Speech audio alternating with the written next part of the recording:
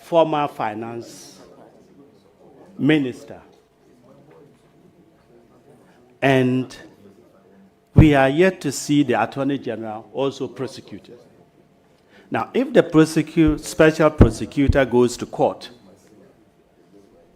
and prefer charges that he is exonerated but not to the satisfaction of the nation, Ghana,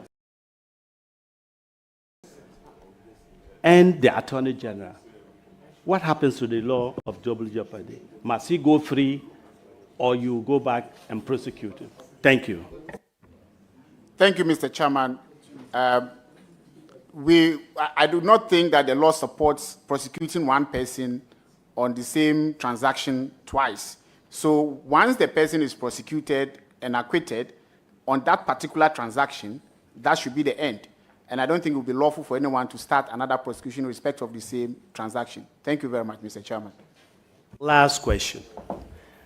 I know you are going to support, you may not have this capacity to say it, but will you support your minister to decentralize or cause a devolution of the courts to all the districts?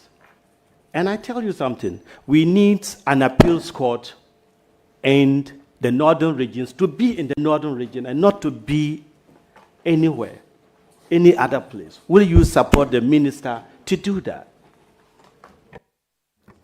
Thank you, Mr. Chairman. I will support my minister to do that wholeheartedly and dispassionately. Thank you very much. I wish you well. Thank you very much, Mr. Chairman. I then proceed to give the floor to Honorable Haji Aladi Ayamba. Thank you, Chairman. I haven't eaten properly, so.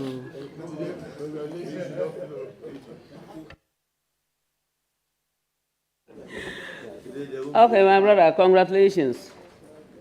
Thank you very much, Mr. Chairman.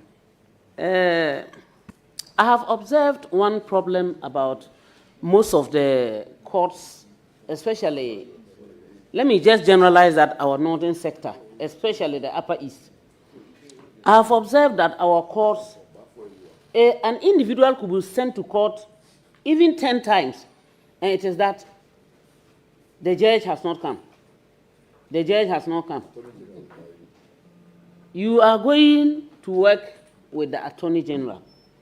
Most probably, you could be the one who will be carrying this responsibility up and down, because most of us will be able to approach you than to go to the main man.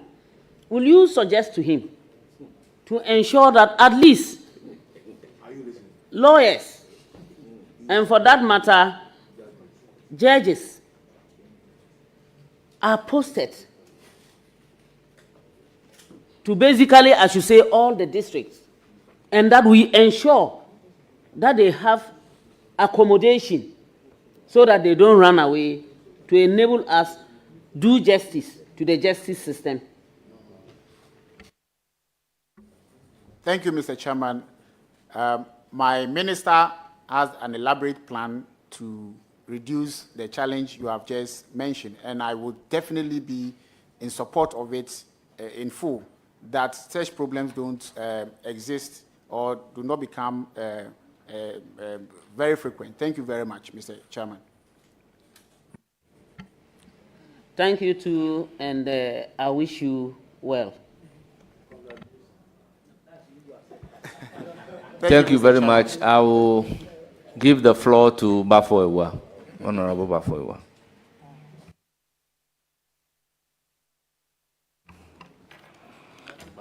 Congratulations. Thank you very much. I'm unable to say bye-bye because I'm not Honorable Ladi. It's something that he holds exclusively. My brother, I'm proud of you. And to also say that you have good reviews from your students. But here, you know that even though we are brothers, you know, I need to do the service as required by the state. My first question is this. You know that the Office of the Attorney General has 3 major divisions. The Civil Division, which deals with the conduct of all civil litigation on behalf of the state. The Prosecutions Divisions, which prosecutes all offenses on behalf of the Attorney General. And the Legislative Drafting Division, which drafts most of the nation's legislations.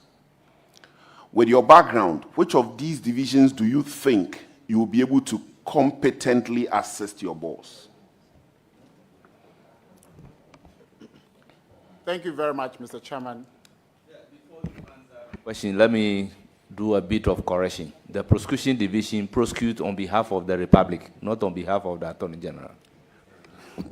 It's quite arguable, because that's a constitutional power vested in the Attorney General exclusively. And so the Prosecutions Department does so for the Attorney General. It's for the Republic. Justice emanates from the people of Ghana, and it is exercised on their behalf by the judiciary. So, okay. Please, that's why I said it's arguable. 125. I agree with you. I agree with you. So with your background, which of these divisions do you think you'll be able to competently assist your boss? Thank you very much, Mr. Chairman. In all the 3 divisions, I will be able to competently assist my boss. Okay. Follow up. Follow up. When I look at your CV, and this is a follow up, when I look at your CV, you've been at the bar for 13 years, 6 of which has been schooling. 6 of which has been schooling. You were called to the bar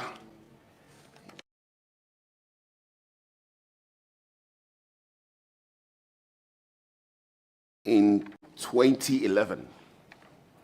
Then 2012 to 2013, a year after, you did a master's program at Cardiff.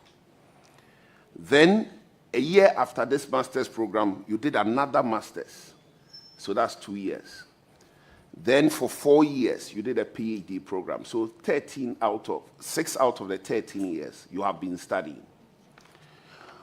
When I look at your CV, I don't see your criminal experience. So if you say criminal practice experience, so if you say in all areas, I don't see your criminal practice experience.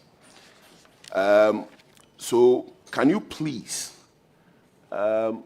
give us information, the committee information on your criminal practice experience? And then can you also give us information in terms of how many civil matters you have commenced and concluded by way of follow-up, because you said you'll be able to assist you in all 3 areas. That's why I'm asking you this question. Honorable member, you are a lawyer yourself. Is that not so? And you know, by our training, the training that you go through to become a lawyer, in both. Mr. Chair, he's capable of answering it, but in any event, you also agree with me that what we learn in the classroom is not the same as what we go through in practice. In practice, after law school, some choose to become litigators, some choose to become transaction lawyers, some choose to go into the classroom. And so they are distinct experiences. And that is why I'm asking him these questions, especially with his answer. So they are different. I want to understand your question. By your question, if after school you become a member of Parliament, and at the point you are being appointed as a deputy minister for Attorney General and Ministry of Justice, the fact that you are not involved in private practice, you cannot hold that particular profession. I asked you a question, Mr. Chair, and as a follow-up... That's why I'm saying I want to know the import of your follow-up question. The import of my follow-up question is to know his experience, which is not highlighted in his CV. It's very important. Chairman, let the It's not highlighted in nominee his answer CV. the question. He can answer the question. It's about experience. Thank you very much, Mr. Chairman. I'm particularly happy that my friend, whom I've been meeting the courts since 2012, is well, but I think he's helping me to tell the public what I have been doing and that I've not been just schooling. So some of the cases I've done are actually, reported, and you would see the revocation of banking license line of cases. I was in the middle of my PhD program when I was doing all those cases. When COVID-19 came and there was a conflict between, when they placed the restrictions, I argued 3 different cases in respect of the COVID-19 alone. And I think I don't think any other lawyer has done that. So the point I'm trying to make is that my presence in school never stopped me from practicing law, even in the courts. And when it comes to drafting, I took legislative drafting, and I have actually helped in a couple of drafting in my former law firm, Atugube & Associates. So that too, I am very competent in that. And when it comes to criminal practice, I think there have been a number of criminal cases that I've done. Of course, if you are a private practitioner, you cannot be the one prosecuting. So when it comes to criminal defense, I have sufficient experience in that. Mr. Chairman, thank you very much. I would like to reiterate that I will assist my boss in all the 3 departments competently. Thank you. Any further question? Mr. Chair, thank you very much. Honorable Nominee.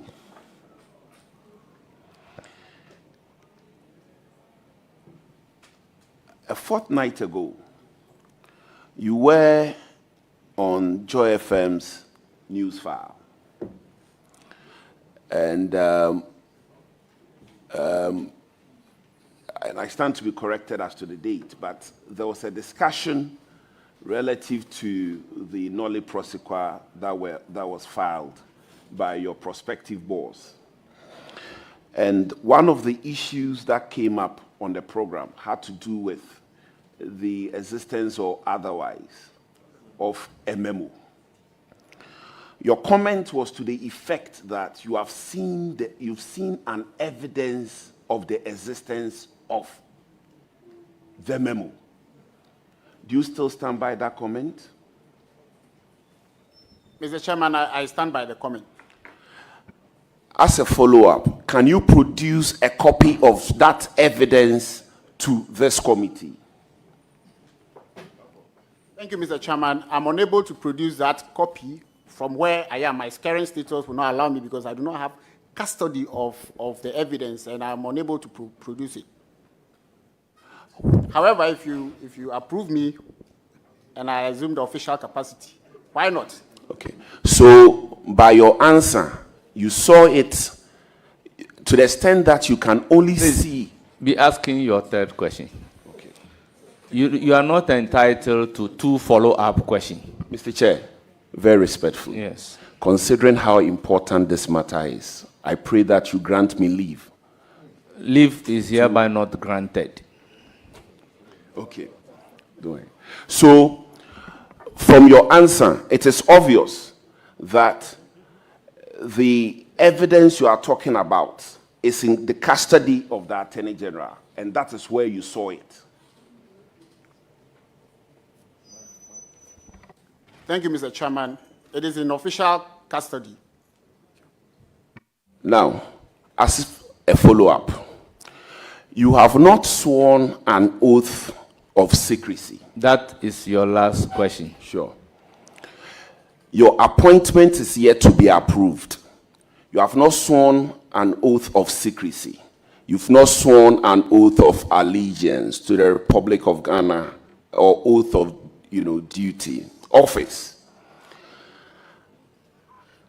So in what capacity did you see that document? As I've indicated, I said I saw it from official source, and I saw it in my capacity as a private citizen. Mr. Chair, the ball is now in your court. Confidential public documents being seen in the office of the Attorney General by persons in private capacity.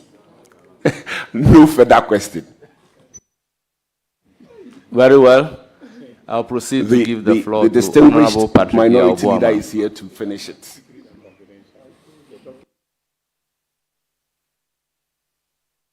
Honorable Patrick Yabuama, you have the floor. You are not ready. Honorable Jerry Shaib.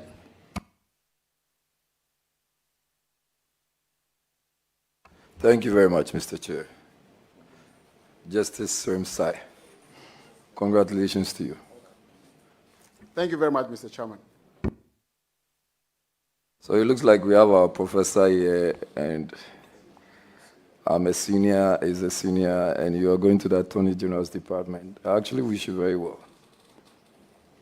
Thank you very much, Mr. Chairman. Mr. Chair, my question flows from what Honorable Bafo just asked. The said memo you cited, was it signed, dated, and where was it emanating from? Who actually initiated the memo, if at all?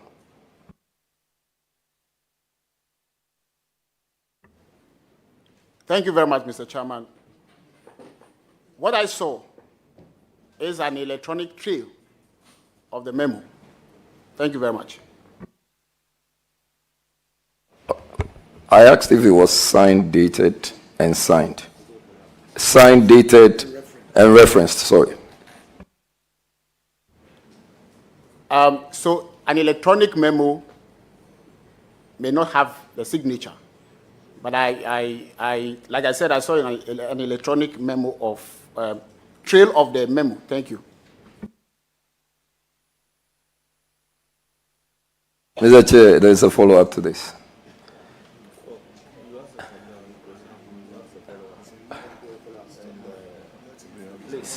Ask a substantive question.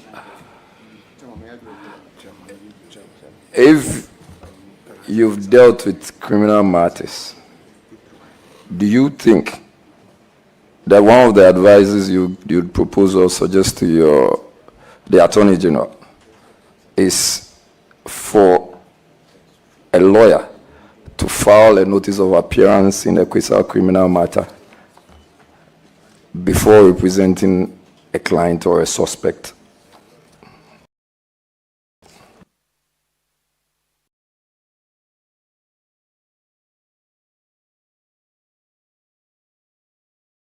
I think the courts have not insisted on the filing of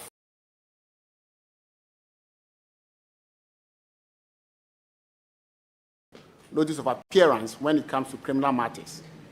So I will not insist on it myself. Thank you very much. So if you should hear that a certain court directed that a lawyer should file a notice of appearance before representing a client, what would be your personal take on that? Thank you, Mr. Chairman. I would want to understand the circumstances under which the court made that conclusion. So if I have the benefit of all the circumstances, then I can proffer my opinion on the matter. Any further question? Yes, Mr. Chair. Your last question. Yes, Mr. Chair.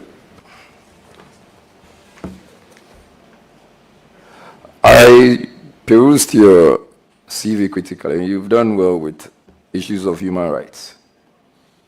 And I've also been thinking that I have a few clients that I would have proposed that they should come and see you, but for now, that they have issues of revocation of their appointments, and they've gone through the process, including having, first of all, meeting financial and technical clearance, they are people who are properly qualified to occupy the respective positions they are currently occupying. And Well, Honorable Srem-Sai, I believe some of these matters are before a court of competent jurisdiction. So let's allow the court to deal with that. Ask another question. Honorable Chair, just my observation that this my friend is a very capable person. The matter that is before the court is a matter of interpretation of the Constitution. It has nothing to do with even the class suits that people have. But, Chairman, I'm still guided. So ask another question. Chairman, I have no further questions. Thank you very much. Some very important discussions around the table when you are away. And we want the vetting to flow. Anyway, Mr. Srem-Sai, congratulations. Thank you very much, Mr. Chairman. I'm sure you have your constitution with you. And I'll refer you to Chapter 8 and the provisions under Article 71. Chapter 8 is on the executive. And also refer you to, I'm sure you are conversant with the NDC's manifesto, on paragraph 6.1, sub 3, on the scrapping of the payment of ex gratia.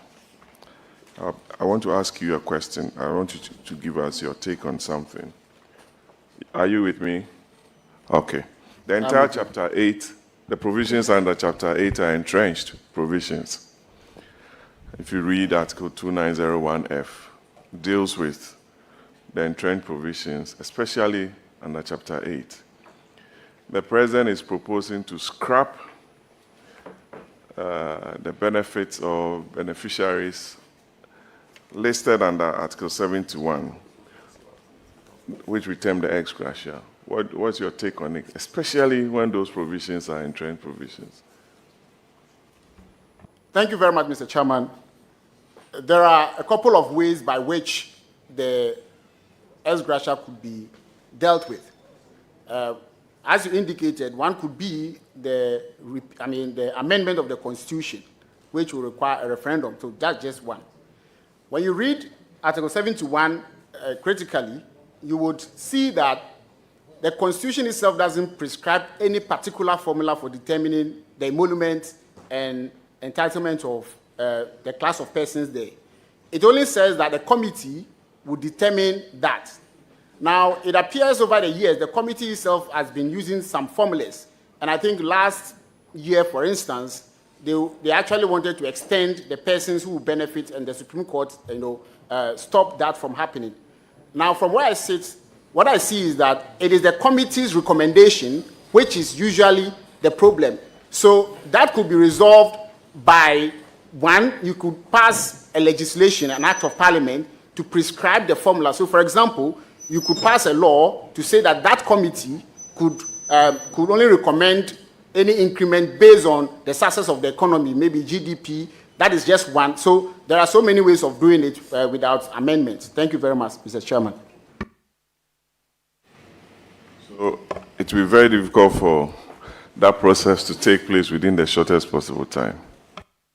Like I said, there are so many ways, a few ways of doing it. If you want to go by amending the Constitution, it will take a longer time. But you could also solve that problem through a regular legislation. You could also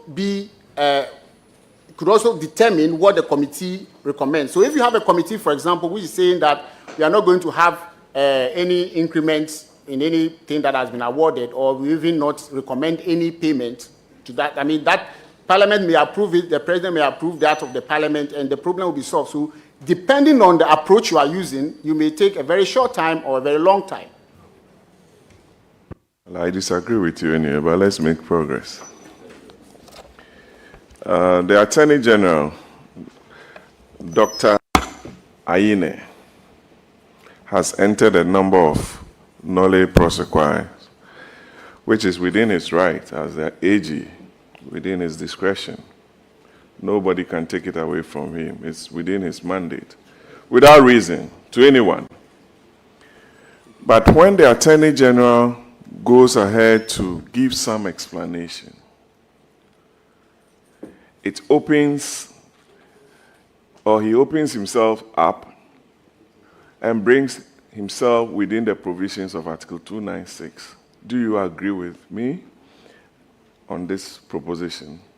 For people to ask whether he exercised that discretion or those discretion within the ambit of 296, whether they were fair, or whether he wasn't biased, whether, you know the very salient points within Article 296. Thank you. Thank you very much, Mr. Chairman. I myself have been thinking about this particular issue, and I think there are two ways of looking at it. The first way is that the Supreme Court had already held that once the Attorney General exercises the power, it will not be subject, of any judicial review inquiry. If the Supreme Court is going to stand by that position, then it won't matter whether the Attorney General has gone, out of his way to give explanation or not. If the Supreme Court is going to stand by its previous decision, as we have seen, then a question to the Supreme Court to question the discretion will not be something that the Supreme Court will entertain.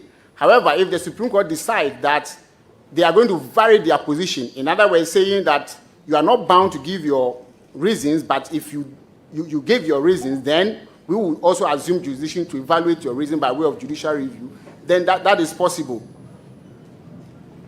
That's a very, very, very good answer from you, because I've had discussions and I believe the AG should be expecting some suits to review those positions that he's taking.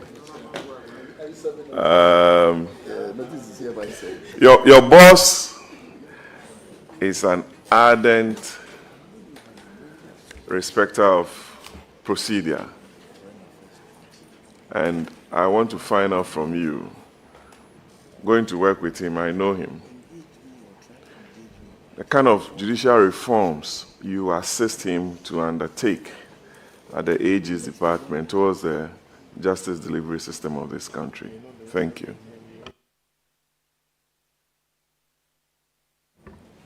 Mr. Chairman, if I may get the scope of the question, I didn't quite understand. What are some of the judicial reform proposals that you'll be assisting your boss to undertake? Thank you. Simple and straightforward. Thank you very much, Mr. Chairman. So my boss had indicated at his vetting, and I was sitting behind him, on the use of IT technology to fast-track cases. And also, one key reform is the revival or the implementation, let me call it that, of the tribunal system. These are two of the key steps that I would be ready to support my boss. Should you, approve me to, as it were, deliver to the people of Ghana? Well, the only reforms that you'll be assisting Dr. Ine with is the use of IT. Is that what you are telling? And is that what you are telling the country? Sorry, I and think setting your up a question, tribunal and entering all prosecutions? that is not what I said. Your question was for me to give some of them, and I think I've answered the question sufficiently in that scope. Thank you very much, Mr. Chairman.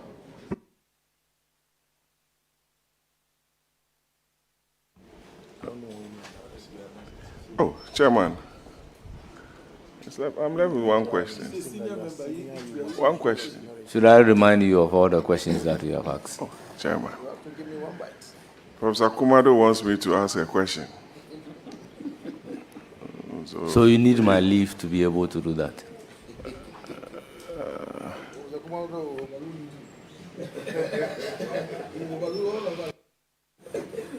Please do. Chairman, I wish him well. Thank you very much, Mr. Chairman. Thank you.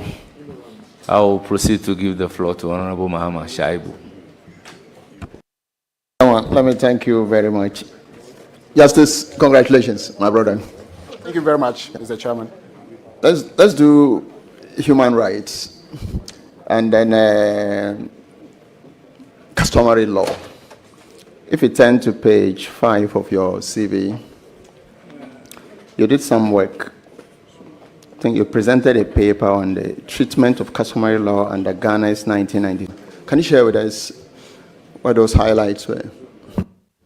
Thank you very much, Mr. Chairman. So, as we know, South Sudan is a new country, I think one of the youngest we have. So, at the time, that was 2015, they were drafting a constitution, and they required my services to advise them on how to treat customary law within the framework of modern constitutional, systems.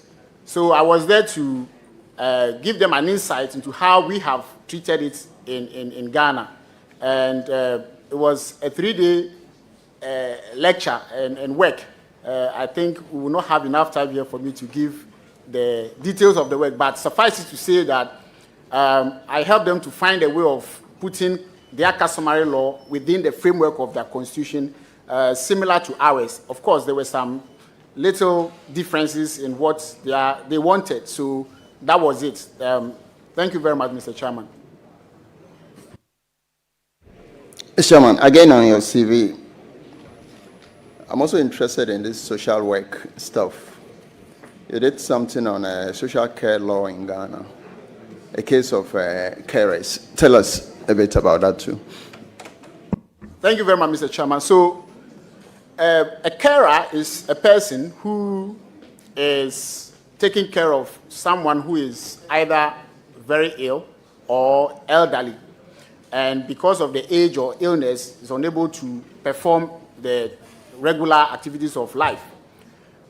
So that work was trying to compare what the UK system, has and what a Ghanaian system has. And my point in that work was that in Ghana, because of our system, the communal system, we rely on relatives for that carer services.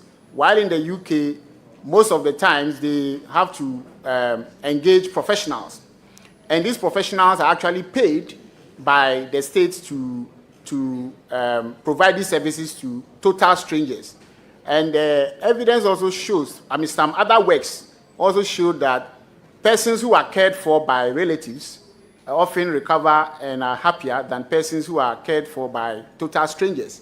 So my work was to the effect that we in Ghana have to value our system and make sure that we keep it as it is. And also to the UK, that they probably have to consider the communal living to what they currently have. Thank you very much, Mr. Chairman. Your boss. Yes, your last question. Your boss is a very diligent, time-conscious man. I hope you know that. I do. I wish you all the best. Thank you very much.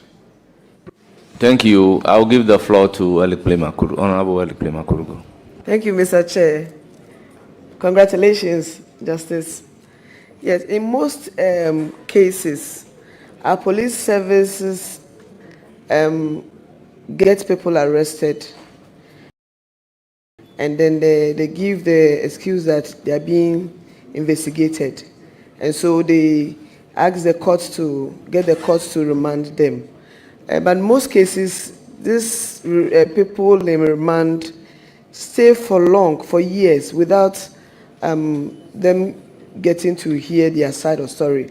An example is Gregory Afoko. What will you recommend to address this lacuna in our justice delivery system? Thank you.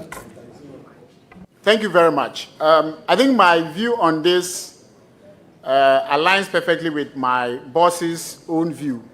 My boss's policy, or my boss-to-be, his policy, is that he would not put a person before the court and now start looking for what? Evidence. And I think that is one way of solving this problem. The other way, the common law judge is the law, because by the common law, the judges have wide discretion. So often, even though the judges have the power to stop some of these, practices, and some actually do, strike cases out for want of prosecution. If you keep bringing the person and you are not taking any step, judges strike it out. But then the problem is when the judge strikes the case out, often the prosecutors will rearrest the person, immediately leave the court, and they will go and start the case, usually before a different judge. And I've been a defense counsel, I've seen that, I've experienced that a couple of times. So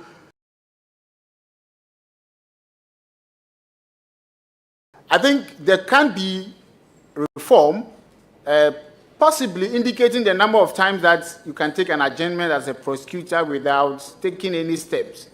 And these are all options that we can have a look at and implement in our laws. Thank you very much.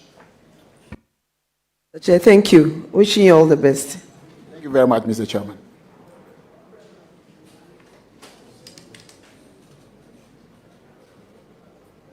Honorable Vice Chairman, you have the floor.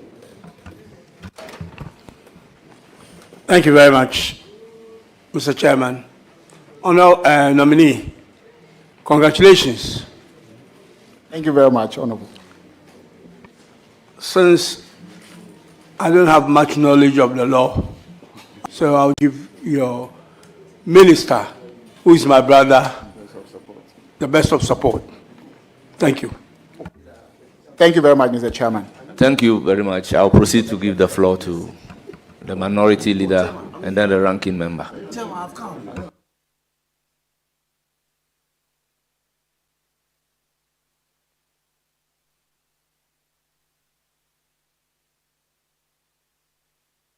Leader, you have the floor.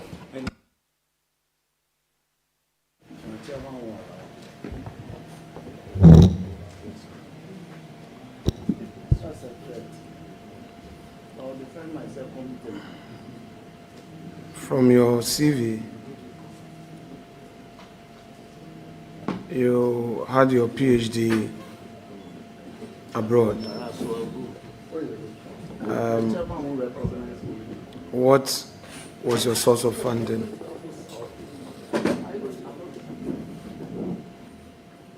Thank you, Mr. Chairman. I was funded by the GET Fund.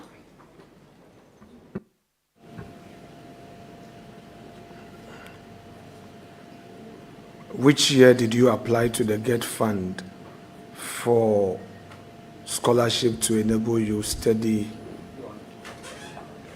do your PhD abroad? Thank you very much, Mr. Chairman. Actually, I did not apply to GET Fund for scholarship.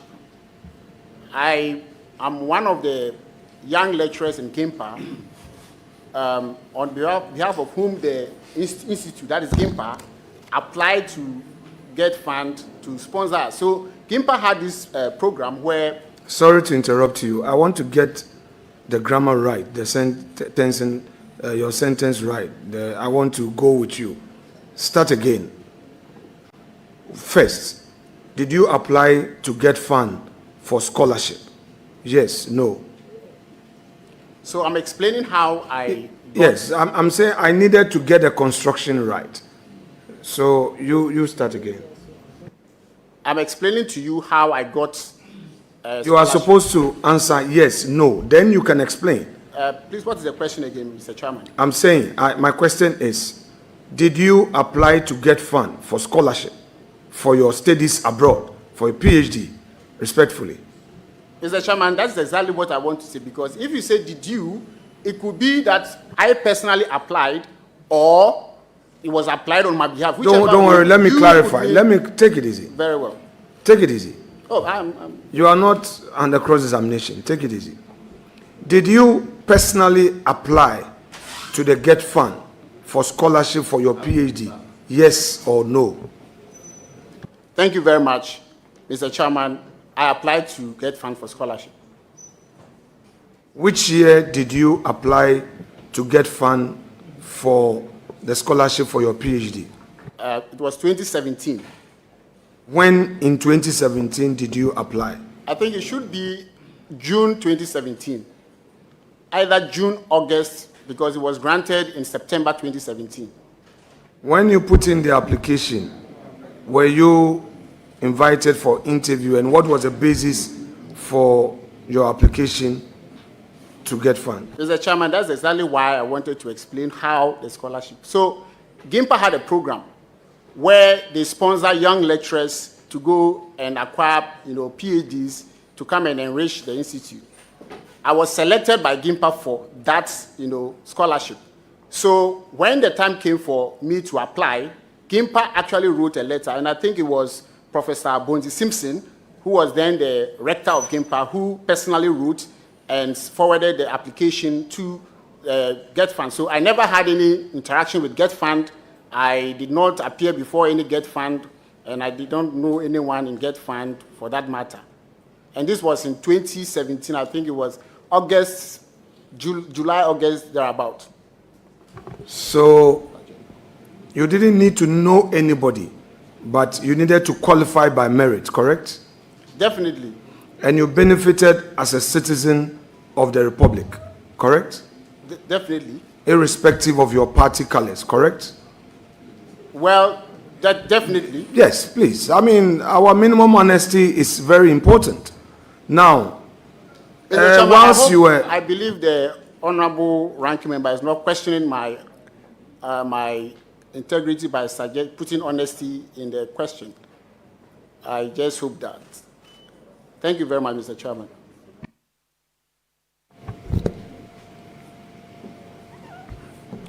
Honorable nominee, now, this is your PhD that was fully funded by the state in 2017.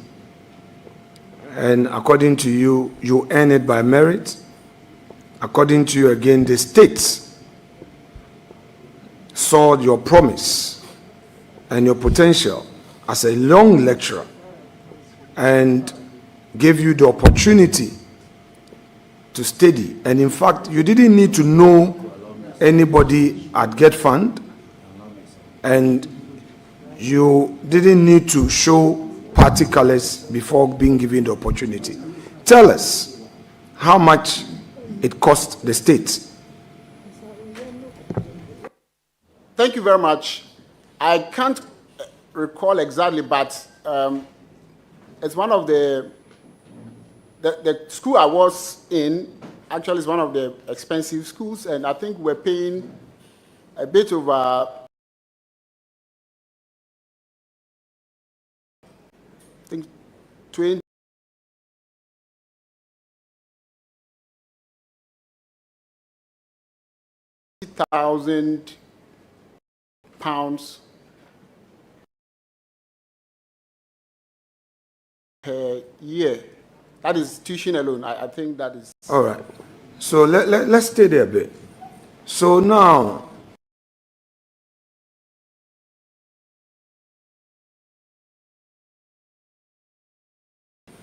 you spent 4 years for your PhD or 3 years?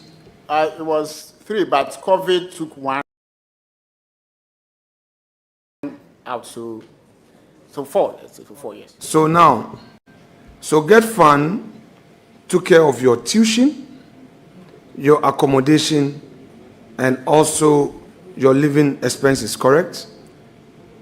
So it wasn't only Get Fund that I relied on. Even the university itself funded... Honorable nominee, please, let's... Honorable Chairman. Deputy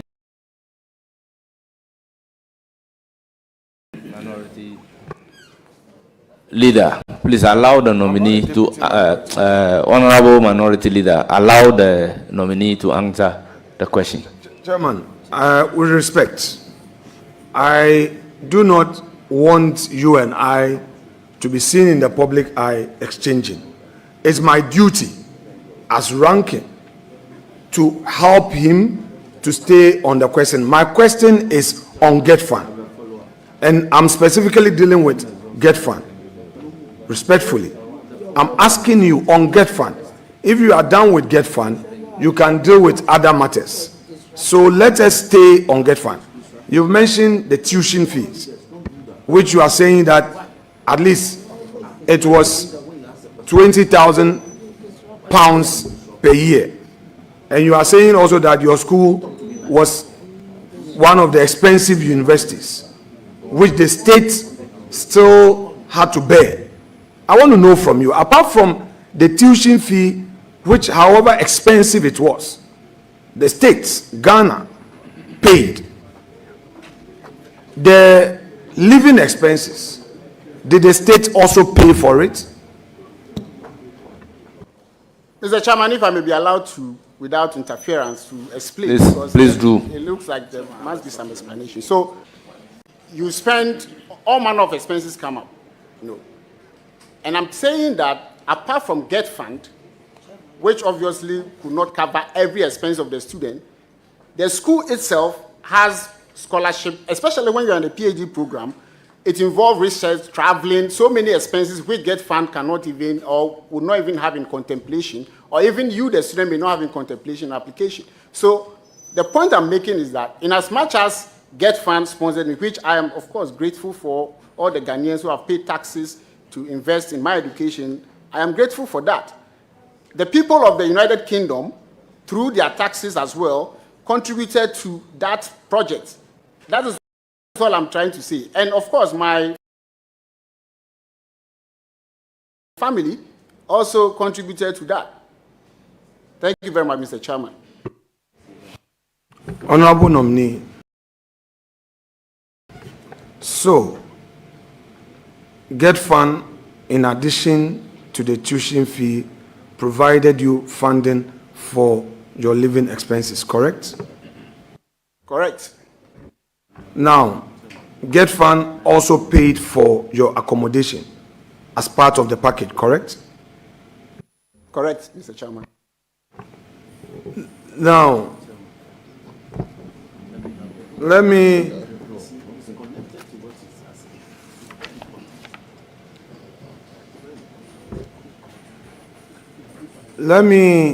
as a result, your studies got extended by additional year, as you said, correct? That is incorrect, Mr. Chairman. Okay, please, you said that I asked you earlier how long your program took you. You said it was supposed to be 3 years, but because of the COVID, it got extended.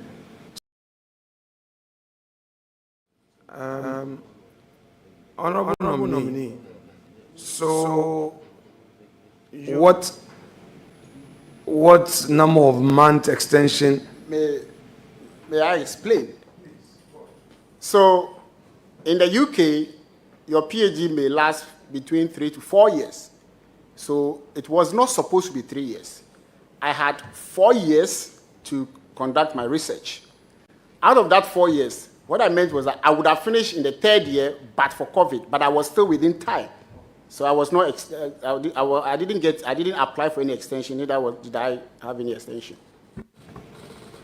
Honorable Nominee, so you, Chairman with respect,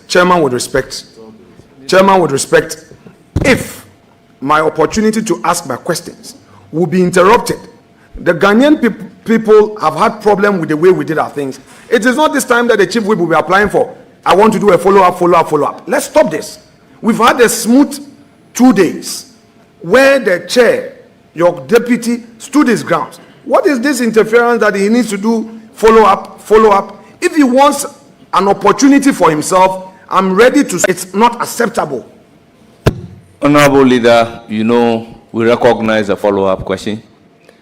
The majority chief whip kept prompting me, he has a follow-up. So I'll have to listen to the follow-up question. If really it's not a follow-up question, I will overrule him. So please, you have the floor for a follow-up. And it should strictly be a follow-up question. What is this? Chairman, thank you.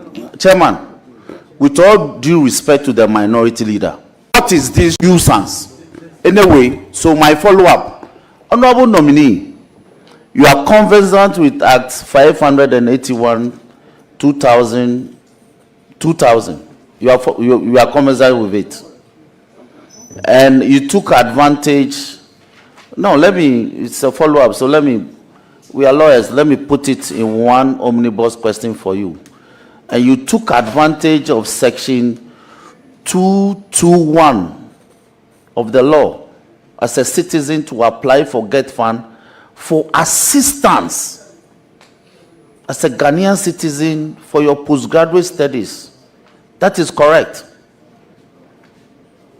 That is correct, Mr. Chairman. Thank you very much. Chairman, that's... Honorable Minority Leader, you have the floor. Honorable Nominee, you have told us a moment ago that GIMPA, as part of its grooming policy for young lecturers, gave you the opportunity, and you didn't even need to go to Get Fund yourself with an application. And it was an opportunity given to young lecturers. Is that correct? That is correct, Mr. Chairman. And in all sincerity, at the time that opportunity came, was it based on any law known to you at the time? Were you as invoking any right in any law as a citizen? In all sincerity. I think Get Fund itself is established by law. GIMPA is established by law. So anything that happens within them, to the extent that they are limited by the laws that establish them, I understood at the time that I was working within the law. Thank you very much, Mr. Chairman. So it was an opportunity that was given to you as a citizen of Ghana who had the talent, and nobody stopped you because of your partisan colors, correct? Correct, Mr. Chairman. Now, so let's go back to the duration of your studies. It was 4 years, you said. And then you're saying that your university is one of the most expensive in the UK. The state, however, still bore the cost. Now, you have given an indication, you don't immediately have your offer letter here, but you're saying that in terms of tuition, it was about £20,000 a year. Was it 20,000 round or around 25,000? Can you share with us? Mr. Chairman, as I said, I do not have the accurate, figure, but I have a fair idea of the range. That is what I give, and I made it clear when I was giving the figure I gave. Okay, so given the opportunity, not now, would you be able to share with us the actual tuition fee per year that the state paid, make that available to the chair of this committee for the purpose of our report, with the leave of the chair? Thank you, Mr. Chairman. I believe if Parliament requires that information, Get Fund has on record all the persons they have been sponsoring and how much they have paid. I think that will be a more authoritative, source of the information than I could personally give. So I will recommend that if that is the case, Get Fund can provide. Thank you very much, Mr. Chairman. Chairman, with respect. Chairman, something has been said, not on record, but sometimes those who view, no, I'm going to say, Chairman, let me finish. The learned Attorney General is somebody he knows I respect. And I don't want him to be on this table. When I'm asking questions, he says, what is the relevance? Chairman, if you didn't hear, I heard. These things must be stopped. Let's have a peaceful atmosphere. Well, I have not heard the voice of the learned Attorney General. If you didn't hear, no problem. I have heard. Though you are closer to him than I am, but if you didn't hear, I know that he has just said it. And Chairman, these things must stop. Let's stop all these side comments and let's focus. Joe. Honorable Nominee, do you also remember the living allowances that you received per year? Because that one came to you directly. Mr. Chairman, I think the previous answer still applies. Since Get Fund is the most authoritative source of this information, I think it could be obtained from there by the committee. Thank you very much, Mr. Chairman. Thank you. Chairman, with your leave, I believe that this is very important, that would make the clerk right to get fund for this information. Let me go to the third one.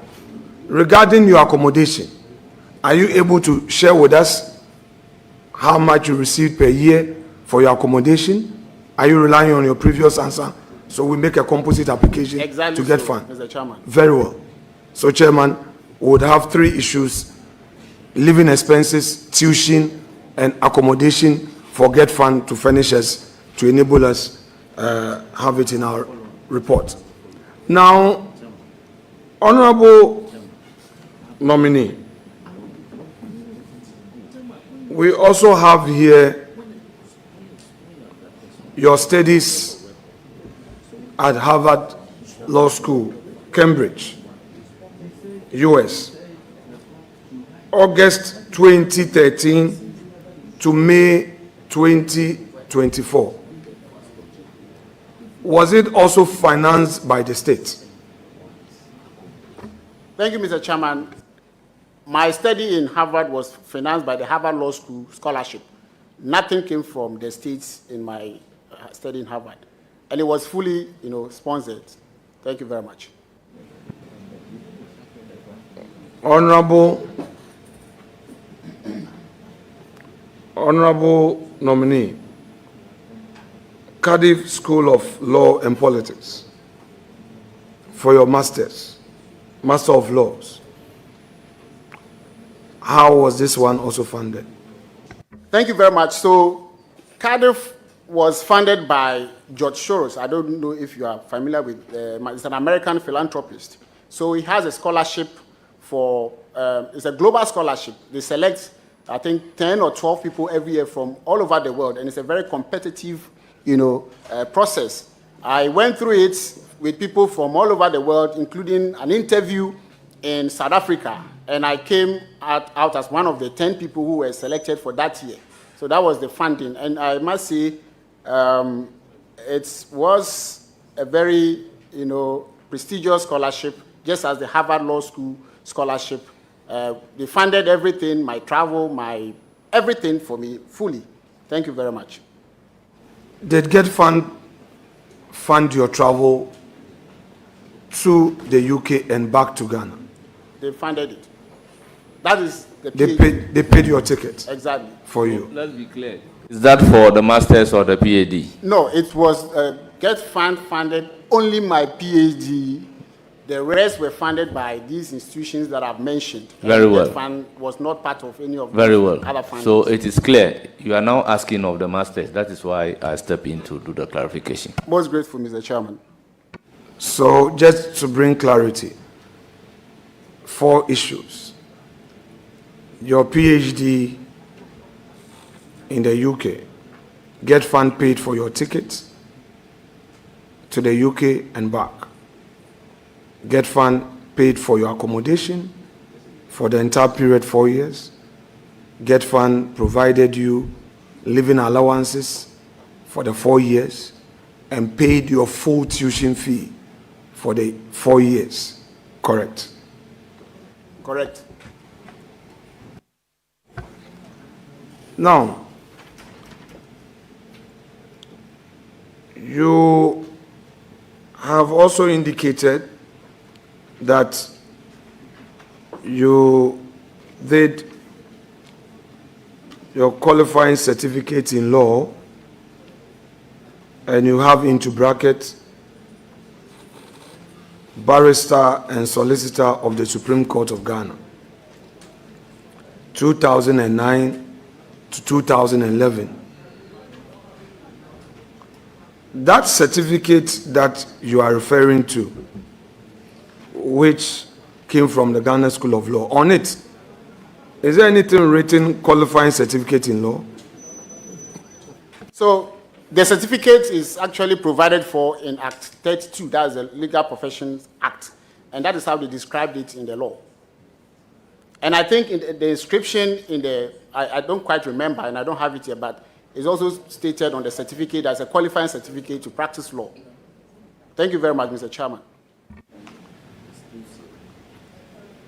You also say you did Bachelor of Law, LLB degree, 2007 to 2009, correct? Precisely, Mr. Chairman. Underneath that, you And have... Mr. Chairman, I have my classmate who just is standing up. Honorable nominee, let's focus. Don't go into other areas that will cause your delay and your people will complain that I spent too much time on you. Once you give me your yes or no, leave all those ex-cathedral matters. You've also stated that you earn a Bachelor of Arts, BA degree, Management and Psychology, 2002 to 2006, correct? Correct, Mr. Chairman. Honorable nominee, you have here Takwa Secondary School, Takwa, 1998 to 2000, correct? Precisely. You have also stated Teberebie Goldfields Basic School, Takwa, 1995 to 1997, correct? Very correct, Mr. Chairman. Then St. Michael Catholic School, Aveme, Volta Region, Ghana, 1985 to 1994, primary basic education, correct? Precisely, Mr. Chairman. Right. Employment and relevant professional experiences. University of Ghana School of Law, Legon, Ghana, April 2024 present, correct? Correct. Praetorium Solicitors, Accra, Ghana, October 2020 to present, into bracket, private law firm, founder and managing partner, Ghana Law Practice, correct? General law practice, not Ghana law. Sorry, practice. I apologize. General law Most grateful, practice. Mr. Chairman. General law practice, you are right. I apologize to you on that. General law practice.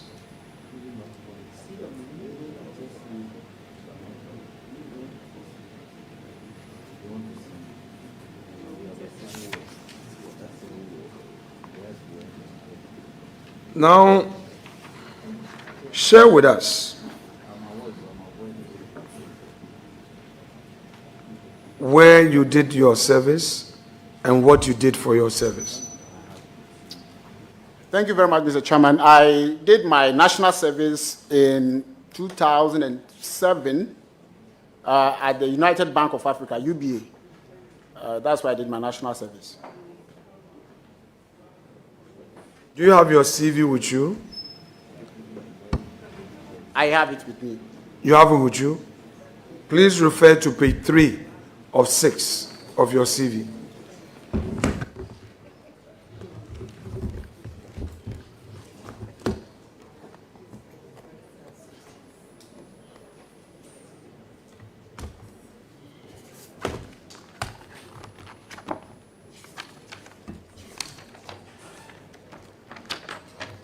Mr. Chairman, I'm at page 3.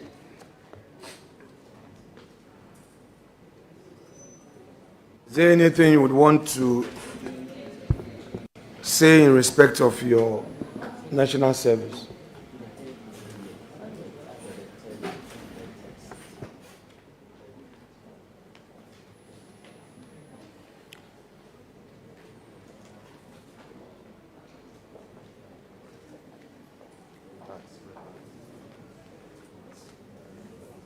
No, I do not, Mr. Chairman, I do not have anything to say. You indicated in an earlier answer that you did your national service in 2007. on your CV, your national service actually started in 2006. That's why I wanted to give you an opportunity to correct it for the records. And you said there's nothing that you would want to say. I'm sure you didn't really get it. Thank you very much, Mr. Chairman, for reminding me that I started in 2006 and ended in 2007. So is that what is on your record? On my... Mr. Chairman, which record, please? Your CV is in reference. No, Mr. Chairman, you've just drawn my attention to the fact that it started in 2006 and ended in 2007, and that I said I did my national service in 2007, and I said I accept your reminder of what is on the CV. So normally, when such an offer comes from the bench, what do you do as a? I have expressed my gratitude. You haven't said so. You only said remind. You didn't. I said I'm very I didn't hear. You have to say because you were earlier challenging me. Anyway, I'm grateful for indeed. your assistance. You are not under cross-examination. You take it easy. We're just doing our constitutional duty. Okay, Honorable Nominee. Page 1 of your CV. You say you speak Ewe, Twi, and English. You also say you're from Aveme in the Volta region. So the Aveme area in the Volta region, is it Vedome and law? Whatever, just help me. I want to know. Mr. Chairman, Aveme is middle of the Volta region, exactly in the middle. No. I'm not talking about geography here. I'm talking about custom and tradition.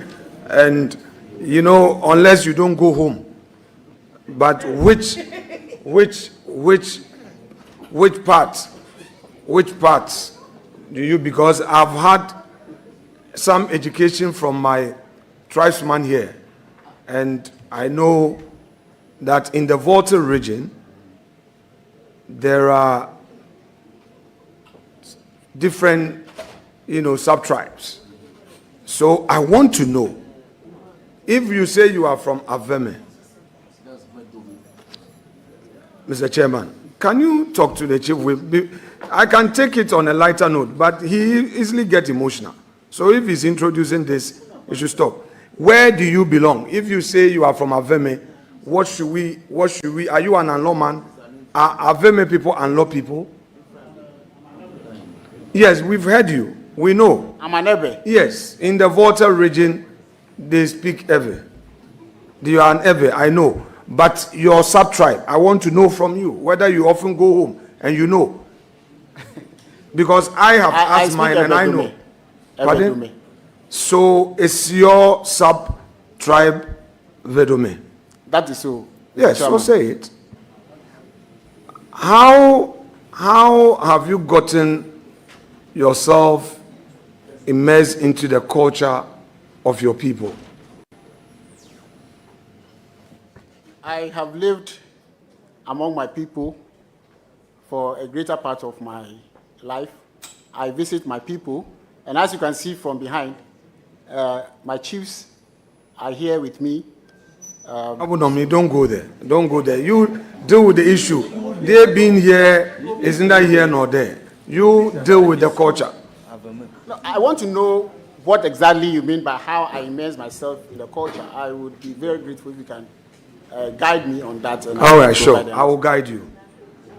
The Agbaja dance, do you know how to dance it?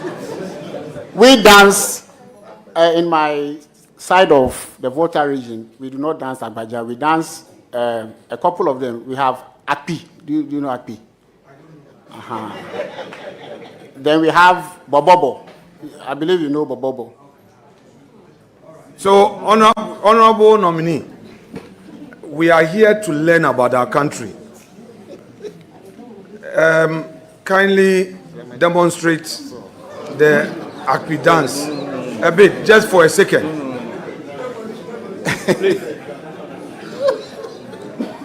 Honorable nominee, the question is overruled. You are not going to demonstrate.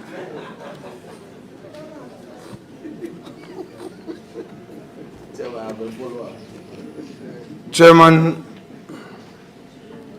if you decide to be whimsical and capricious, it will not advance the work of this committee. Apart from the constitutional issues involved, it is also about our culture. We've had nominees speaking their dialect here. And I do not think that if you start by is overruled. The man is talking about a dance that we all don't know until today.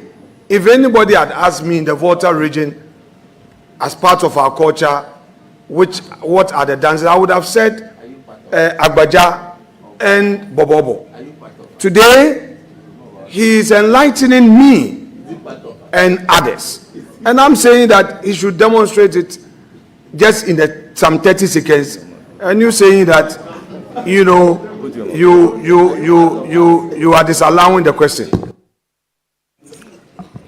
Honorable Minority Leader, I take offense from the fact that you are saying I'm being whimsical and capricious. So I will urge upon you to withdraw those words used on me.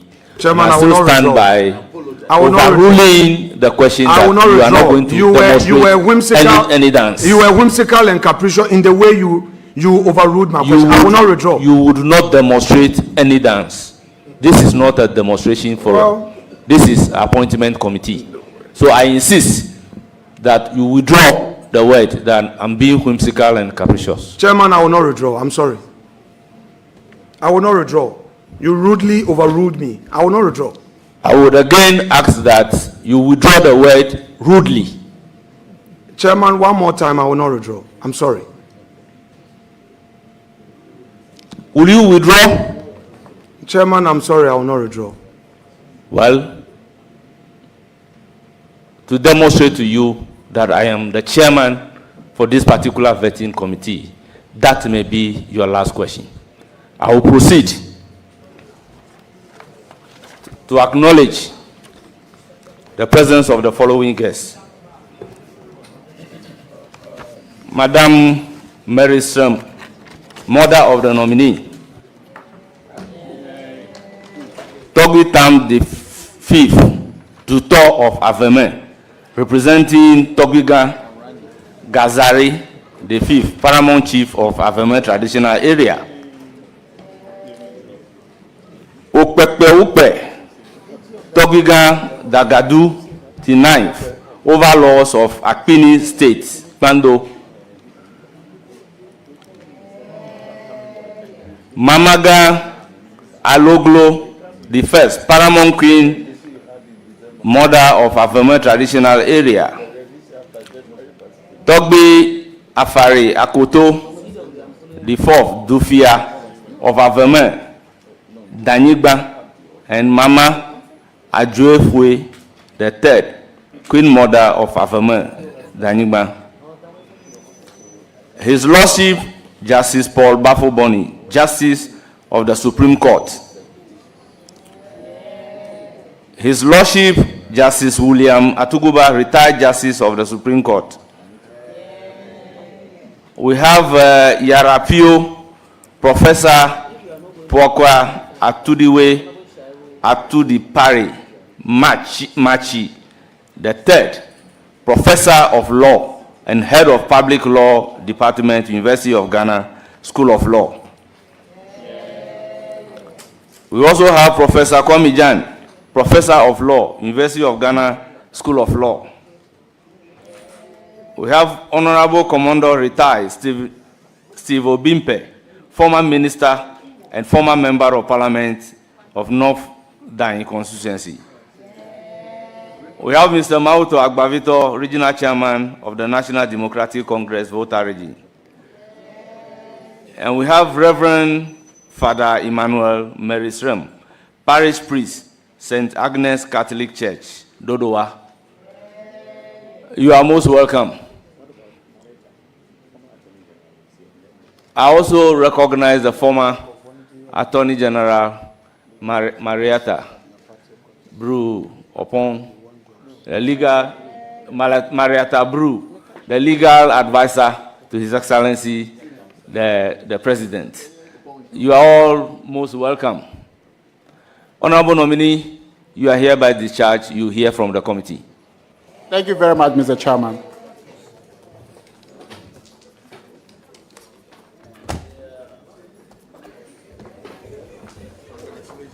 May I invite the next nominee to take his seat?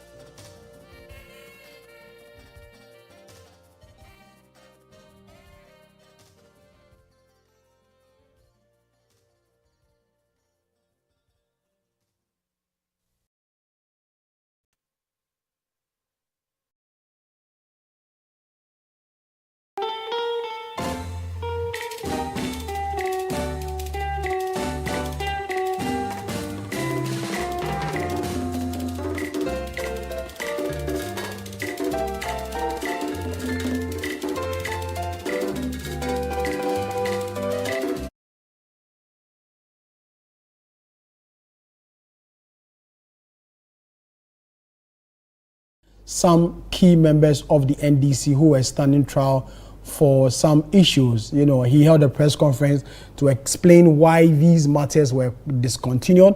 Now his deputy, if the appointment committee of Parliament approves him, and Parliament as a whole also came in to stand by his board and said that indeed it was right that some of these cases were discontinued. And then Honorable Patrick Boama came in, the member of Parliament for the Okankwe Central Constituency, came in to ask about the nominees' views on ex gratia. As you're aware, the NDC government has planned to, do away with the payment of ex gratia. And so the nominee's opinion was sorted in respect of what he thinks about the payment of ex gratia and what the NDC manifesto, says about ex gratia and how, the government is going to deal with this matter. And then came in Honorable Afenyo-Markin, who started off with getting to know if the nominee benefited from the Get Fund scholarship. And the nominee confirmed that indeed between 2017 and 2020, he was on the Get Fund scholarship, to study in the UK. And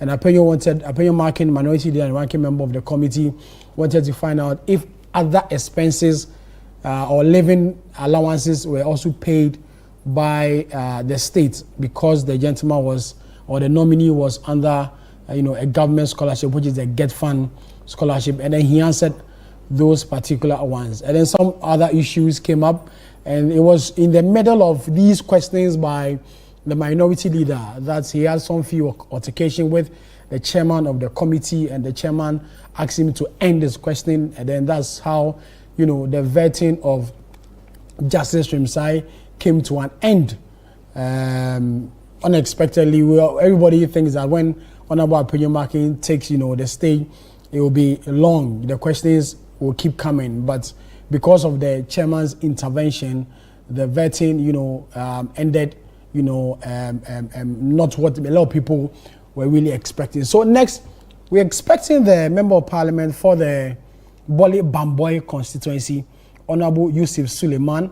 He's been he's been nominated by President Mahama to be the Deputy Minister for Lands and Natural Resources, going to assist, if approved by the Appointment Committee and Parliament as a whole, going to assist Honorable Emmanuel Kofi Amaboa, who is the Minister for Lands and Natural Resources. As we speak, the nominee is seated before members of the committee or the Appointment Committee, taking his oath. And then when he settles in, you expect committee members to ask him the relevant questions that they always do when nominees appear before them in this sitting. So we go back to Parliament for the live feed, and the nominee is currently seated before the committee. Allah swear that the evidence I shall give before this committee, touching the matter in issue shall be the truth, the whole truth, and nothing but the truth. And nothing but the truth. So help me Allah. So help me Allah. Thank you.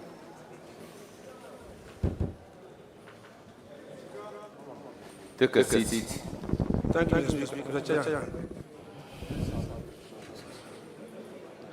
Honorable nominee, please proceed in 2 minutes to tell us about yourself. Mr. Chairman, my name is Suleiman Yusuf. The Chairman. 2 minutes to tell us about yourself. Mr. Chairman, my name is Suleiman Yusuf. The Chairman, we call for 10 minutes suspension. The minority has some consent, and we would want 10 minutes suspension of proceedings to address these matters. This could have been done timeously, particularly before allowing the nominee to take his seat. However, I will indulge the 10 minutes, and I'll plead with the nominee and the revered chiefs here to give moral support to give us 10 minutes.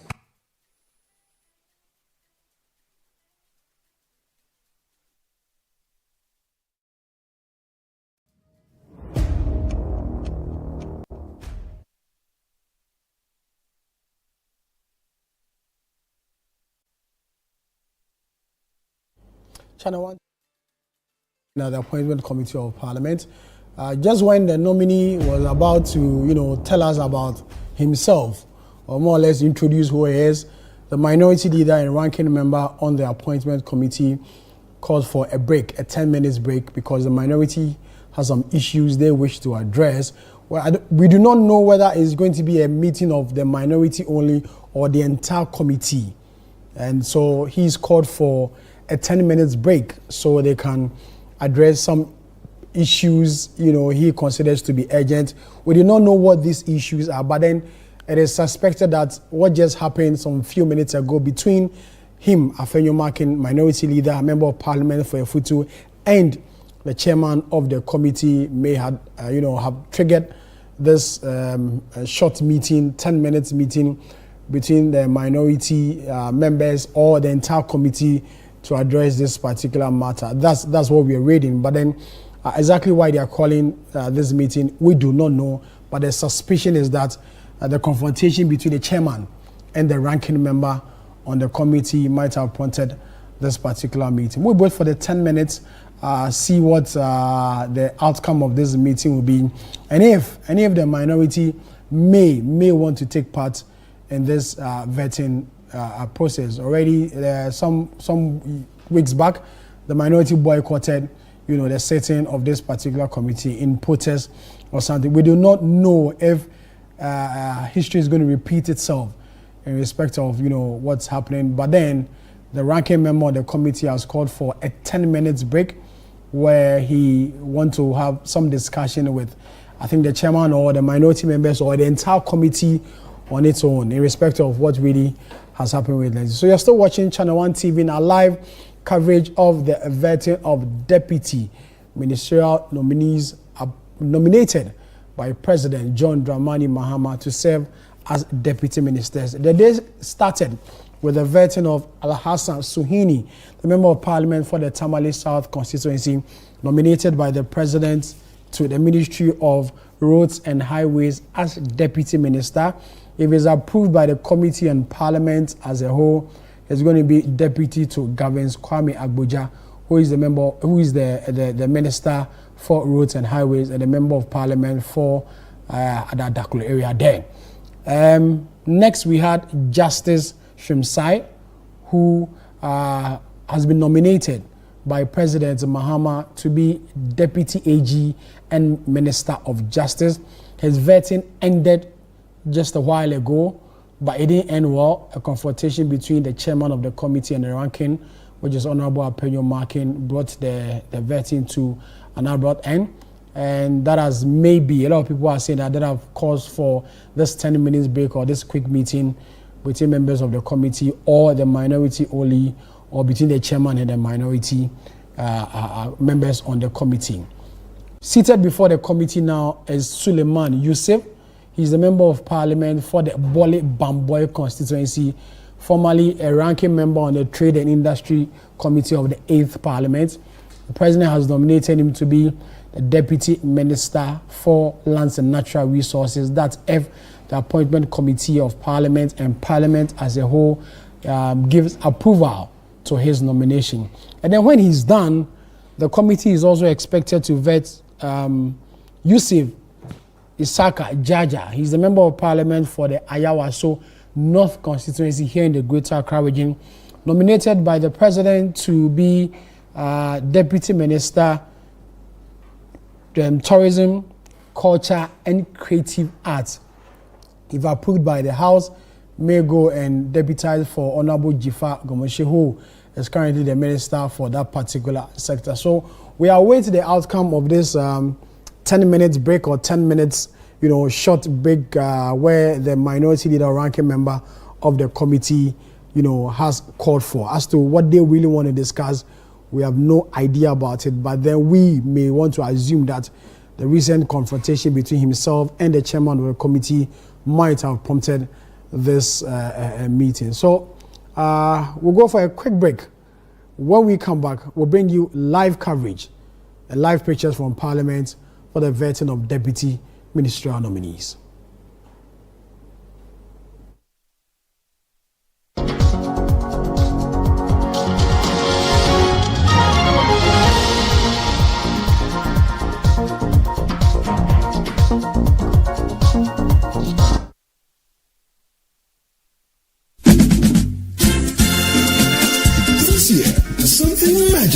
is happening. A celebration of tradition, flavor, and community.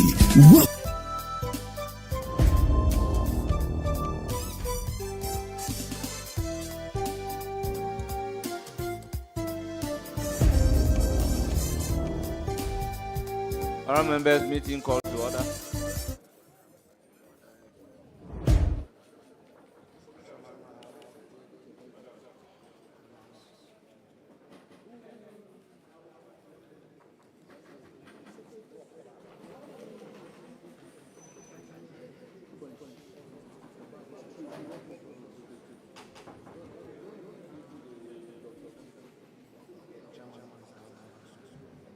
What? Your remark. Chairman, with respect, first, thank you for granting us leave to confer as a caucus for 10 minutes. We appreciate it. Second, we are protesting your conduct in abruptly ending the nominee for the office of Deputy Attorney General on ground that I refused to withdraw my dissatisfaction of your ruling by using the word that you acted whimsical and capricious. I again added that you rudely made those expressions. We do not think that in the spirit of cooperation, you should put up such a posture. Chairman, the caucus has observed that in this afternoon's proceedings, Honorable Ahmed Jerry Shaib, that in the spirit of cooperation, you should put up such a posture. Chairman, the caucus has observed that in this afternoon's proceedings, Honorable Ahmed Jerry Shaib was the first to experience an unfair treatment. There were all manner of interruption, including an interruption by the Attorney General himself, of which you curiously said you never heard. Again, the majority chief whip came in interrupting, though not into the mic. It was aimed at obstructing the smooth process of my vetting of the nominee. Eventually, you allowed him to ask a so-called follow-up question. Chairman, we've long assured the majority of our cooperation, but not when such a posture is coming from the chair. We would respect you, but where you are acting in excess of discretion, we would express it. We've had a smooth vetting since Monday in an atmosphere of mutual respect, in a very humorous atmosphere, and all nominees that appeared before us on those 2 days, Monday and Tuesday, we approved them by consensus. Without more, let me conclude as follows. That one, the minority caucus hereby rejects the nomination of the Deputy Attorney General, and that the decision of it would be solely yours as a majority caucus. For today, all other nominees, in furtherance of our protests, we are also rejecting them, and then your decision, it will remain your decision as majority caucus. God willing, tomorrow, we are receiving the president. Our understanding is that there is no vetting. On Friday, God willing, we'll be available. And if the posture remains same, we will advise ourselves on the next line of action. Thank you very much indeed. Thank you, honorable members. In a short response, I will want to place on record that I am a very fair and just person. Honorable Jerry Ahmed was to ask 3 questions, and indeed, he has asked the 3 questions. Honorable members, I take a great exception to the minority leader saying I am quizzical, capricious, and I rudely interrupted. As a chairman of the committee, I'm entitled to overrule a question. When you want to convert the appointment committee, and for that matter, the vetting room into a dancing floor, I think the just thing for me to do is overrule that particular question. In Parliament, anytime unparliamentary language is used, by our rules, you will be requested to withdraw and sometimes apologize. When you refuse to do so, he is even lucky that I have not even cited him for contempt. Honorable members, let's make progress. Honorable nominee, in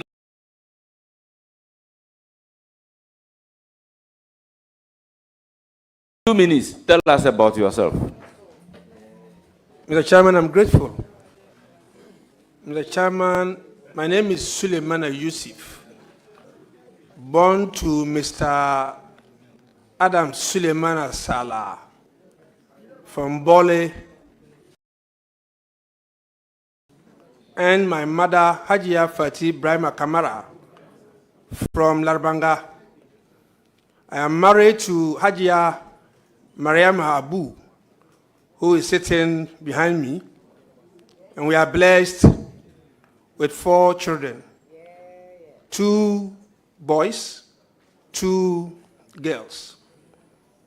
Mr. Chairman, I had my basic education in Bole, starting from an Arabic school to RC Primary School to Bole Experimental JSS. And then I went ahead to Damango Secondary School for my O-levels. I proceeded to Tamale Training College to be trained as a teacher. Whilst there, I wrote A-level as a private candidate. And by the grace of Allah, by the time I left Tamale Training College, God blessed me with a very beautiful grade, which I used to gain admission into the University of Ghana, then School of Administration, now Business School. I graduated I have a first degree in banking and finance as my option. I went back to Lagos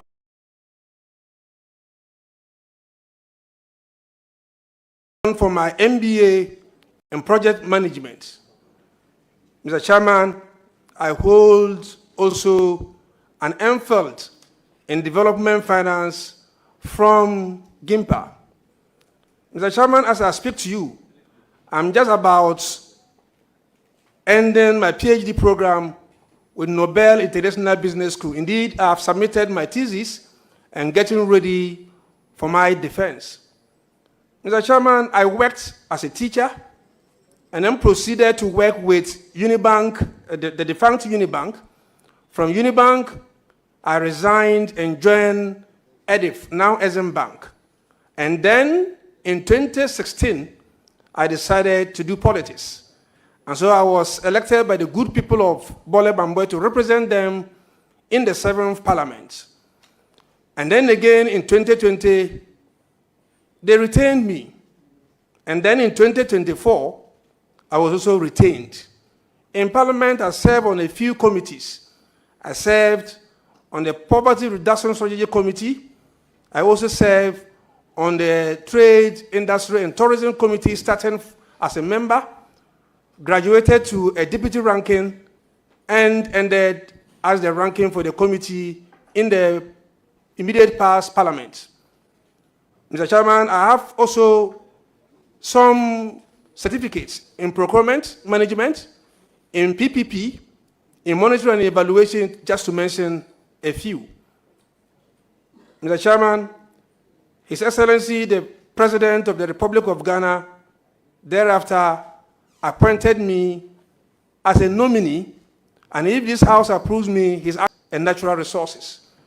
Mr. Chairman, my journey reflects determination and resilience and the intervention of Allah. And that is what has taken me this far. Thank you. Thank you very much. Honorable Minister Designate, I will then open the floor for members of the committee to begin asking you questions and you providing answers to those questions. I will proceed to give the floor to Honorable Alikule Makurugu, MP for Domi Kwabenya. Thank you, Honorable. Yes, land disputes are common problems in Ghana. Some land cases that have been litigated takes years to be able to resolve. What policies would you recommend to improve land administration in Ghana? Thank you. Mr. Chairman, thank you. Mr. Chairman, make reference in, and that I'm going to assist the Minister of Lands and Natural Resources. And so, when it comes to policies, it is the minister who will have to come up with policies, and then at the cabinet level, when these policies are approved, mine is to assist him in ensuring that these policies are well executed. And so, I am not in a position to suggest policies. But if the minister comes out with policies, I will run with those policies to ensure that we are able to deliver and deliver effectively. Thank you. Chair, that will be all. Congratulations. Thank you very much. I will proceed to give the floor to Honorable Alassane Umar. Thank you, Mr. Chairman. Honorable Alhaji Suleimana, congratulations. Thank you, Chairman. I know you can do the work, but I have one question for you. And this is about the disparity, what accounts for the disparity between the volume of gold exported and the revenue received by the country? Mr. Chairman, primarily, it is smuggling of gold into other neighboring countries before exporting it. And the reason is that until recently, we had imposed 3% on the export of gold. And so that makes it very unattractive. And so people with gold will smuggle it to nearby countries like Cote d'Ivoire. For instance, Cote d'Ivoire, it is 0. And so they smuggle it to Cote d'Ivoire, and then they will now export it. In that case, the proceeds don't come back. And so you realize that there will be that kind of disparities. Let me also put on record that the government, the previous government, reduced the tax to 1%. But in some jurisdictions, like I cited, Cote d'Ivoire, it's 0. And so if I have my way of taking it to Cote d'Ivoire and exporting it there, I'm a business person. That is what I would do, rationally. Thank you. Thank you. The other question is about land swapping. Policy of government swapping lands. Have you heard about it, or when you went to the ministry, were you briefed on it? And what do you think about it? Chairman, I'm grateful. Chairman, yes, I was briefed. The policy of land swap refers to a situation where, especially the Ministry of Lands, give a land to the private individuals or companies in exchange for something that they are in need of. For instance, if the ministry wants to build a regional office, let's say in Savannah region, and cannot afford the cost of it, the ministry as a policy can decide to allocate a land anywhere in this country that is attractive to this private person in lieu of the person going to put up that office. I think that is a good policy. What is important is to ensure that there's always value for money. What is important is to ensure that there's transparency in such transactions. And if these two things will hold, it is something that I believe my minister will welcome, and I will assist him in that direction. Thank you. Don't you think continuation of it is part of the abusive, it's been abused, whereby we now call land grabbing? Yeah, so that is a different policy altogether. You want to refer to a situation where public lands are sold to individuals and companies. That is a bit different from land swap. And so, like I said, in the concept of land swap, the most important thing is there transparency? Is there competitiveness in terms of how that program is rolled out? Are you allowing other people to participate so that you can be rest assured that there's value for money? If that is done, I think that is a good cause. Thank you. Chairman, I have no doubt in his performance, and I wish him well. Thank you. Thank you very much. I will proceed to give the floor to Honorable Mahama Shaibu. Chairman, let me thank you very much for the opportunity. Honorable Nominee. Bro. Thank you, Kumulana. Bro. It wasn't Kabanye Eji Kumutono. A very quick one. I just have two, Chairman. In recent times, the share butter has been one of, if you like, the northern cocoa. Indeed, the last 2 years or so, the export of shea butter, Ghana was ranked the 4th largest exporter of shea butter in the last 2 years. That tree that produces shea butter is under serious threat from bushfires, but more importantly and seriously, from charcoal burners. And so it's a critical thing. I know our chiefs have played a critical role in protecting the shea tree. But tell us, what role would you play in supporting your minister to be able to protect this valuable natural resource for the North? Thank you. Chairman, it is not even in recent times that the shea tree, and for that matter, its products are seen to be equated to, let's say, cocoa. It is indeed the cocoa of the Savannah ecological area. And as I sit here, I am a beneficiary of the shea tree. My mother, I'm sure she's listening to me. Those days, early morning, we wake you up to go and pick shea nuts, process it, and part of it was used to pay your school fees. I agree with you that today that tree is under threat. It is an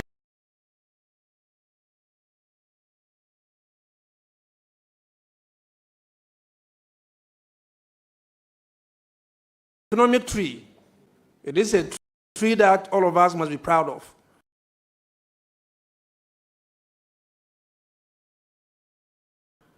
The question you ask is, what do we do to ensure that that tree survives?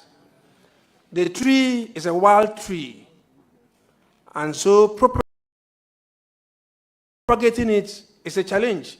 The Cocoa Research Institute in Bole tried to propagate it, and it's been a problem. The surest way is to ensure that those wild trees are maintained. And so if you have a situation where we are felling those trees, it should be a source of worry. Solution. I think that it is an economic tree, and to fell economic tree is a crime. And so we need to enforce our laws. People who are seen felling share trees should be punished, and punished severely. Let me also say this, that yes, our chiefs have done very well, and they continue to do well. But growing up as a child, it was even a taboo when I have my revered chiefs seated here listening to me. They will bear me witness that growing up those days, it was even a taboo for you to fell that tree. Anytime you fell that tree, you were summoned by the chief priest or to the chief palace, and you were charged. I think it's something that we have to go back to. Again, the district assemblies should also help. The district assemblies should see that tree as an economic tree, and if there's the need for them to even support the existing laws with bylaws, why not? So that we can preserve that tree for ourselves and for our future generations. Thank you. Thank you, Mr. Chairman. Absolutely brilliant answer. Let's do some law. I'm sure you are familiar with LI 2462. Small-scale mining. Yes, I'm very familiar with it. At the ministry, I was briefed, and I've also listened to the president, so I have some idea as to what it is. Very well. So should small-scale mining be banned or temporarily suspended? I know Bole, there's some mining going on in Bole area now. It's becoming the gold hub of Savannah. Tell us what your opinion is on this. The Chairman, my understanding when you refer to small-scale mining means that small-scale artisanal mining that are legalized, that are given licenses to operate. That's my understanding of small-scale mining. If that is the case, and as long as they are given licenses to operate, it means that if you are banning them, you are simply saying that some people should not survive because that is their livelihood. And so I do not think that we should ban them completely if they are not doing anything untoward. But let me put this on record, that my minister has set up a technical working committee or team to review the mining industry and also look at the existing or the current licensing regime. I think that we will wait for that report to come. Once he receives the report and look at it very well, we will be informed as to the way forward. Thank you. Chairman, a follow-up on that one.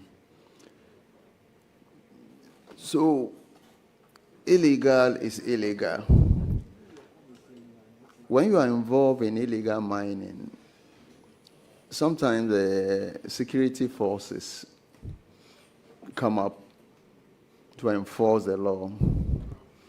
There are many times where excavators and other equipment are seized from illegal miners. In the past year or two, we've seen excavators confiscated, some bent, some taken away. Sometimes you can't even find where they are kept now. What's your take on this? Bent, seized, confiscated, or whatever? Mr. Chairman, I listened to the first gentleman of our land, His Excellency John Dramani Mahama, and he's clear. He said that excavators that are seized should not be bent.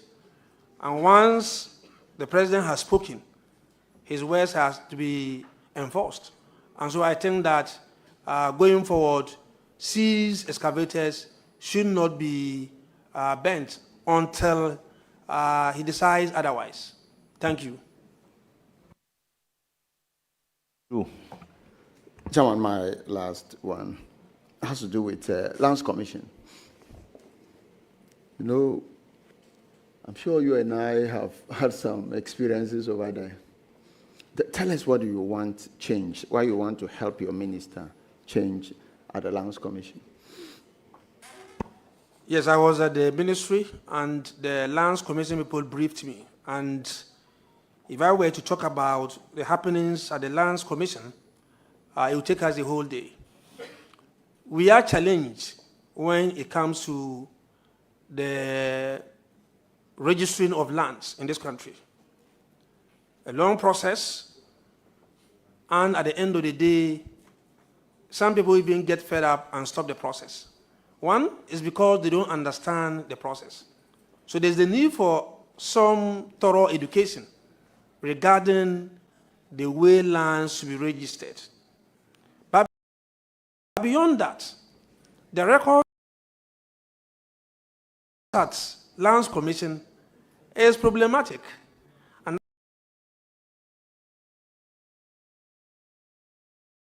that is why you have instances where people have two people having the same land, and you get to the Lands Commission, and they can all trace documents there giving them ownership of the land. And so what to do is to go into what we call digitization of the records at the Lands Commission. When we do that, we are able to even sit in our homes and be able to tell whether or not a land has already been registered in somebody's name. Again, what we need to do is to decentralize the process. If you have land customary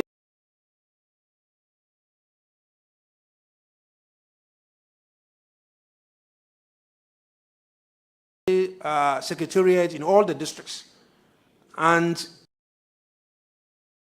people are well trained to be able to keep records and keep them very well, it will also help us in ensuring that the conflicts, the challenges, the problems that we encounter when it comes to land registration in this country are reduced to the barest minimum. Thank you. Chairman, I note and I see the revered chiefs and queen mothers behind you, the representative of the overlord, the Yagbamura is here. You cannot afford to disappoint Gonjaland. I wish you all the best. May Allah be with you. I'm grateful. Thank you very much. I'll give the floor to Honorable Hajia Ladi Ayamba.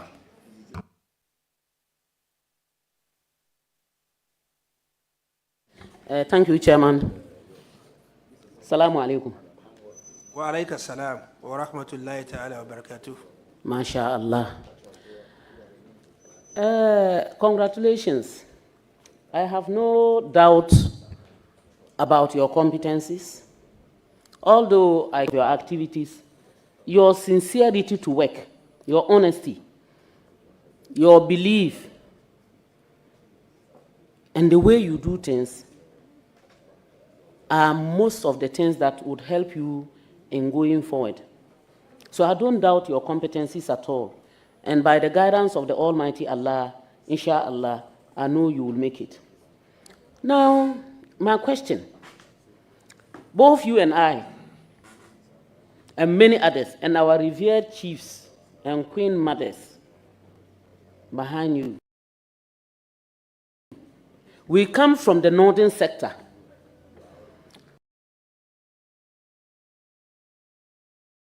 And we are well aware about land issues.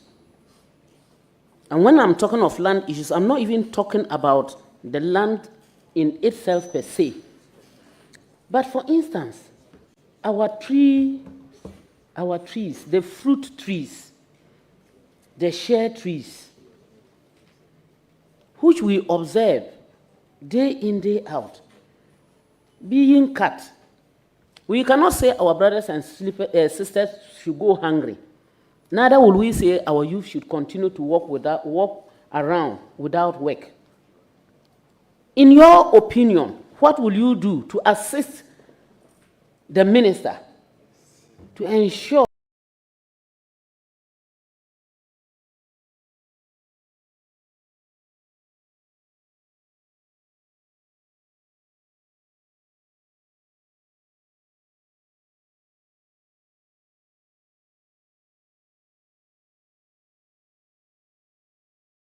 The minister held a dialogue program on small-scale mining, and I was there.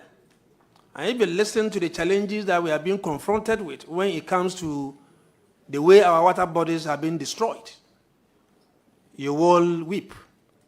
To the extent that as we talk, in Western region and other parts of this country, it gets to a point where the Ghana Water Company had to shut down its water plants because of the nature of the water. Even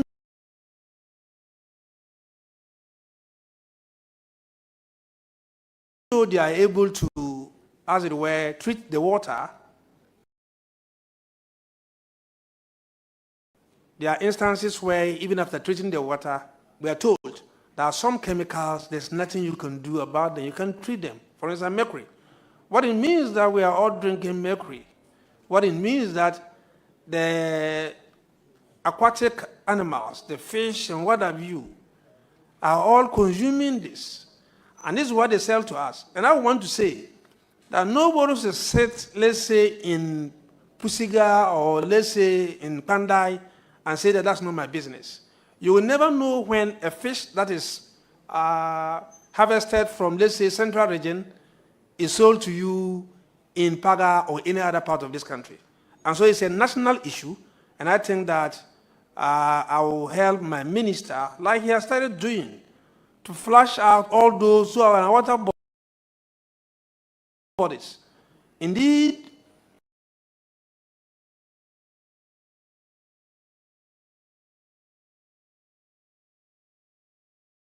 last week, he arrested 7 Chinese people and 8 Ghanaians on the Ankobra River, where they were doing illegal mining and destroying the water. What I would suggest to him, which I am already discussed with him, and he knows it, is that the arrest is not enough. They must be prosecuted. We are also told that about 845 people who were arrested between 2023 and 2024, only less than 50 of them were prosecuted. What it means is that the activity is attractive. If I can go do this and come and you don't prosecute me, and I can go and walk around, I will go. And so I think that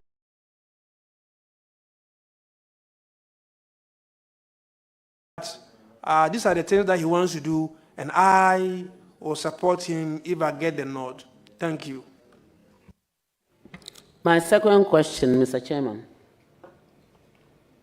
My brother, much as I know and I appreciate the fact that you might have spoken about Galamsey, but there is an incident or a continuous incident or incidents that have continuously occurred at the Galamsey pits, for which you and I should be very, very concerned. Many times you hear reports that a Galamsey pit collapsed, killed so many youth, some people drowned, some people shot at, some people arrested. If you go to investigate,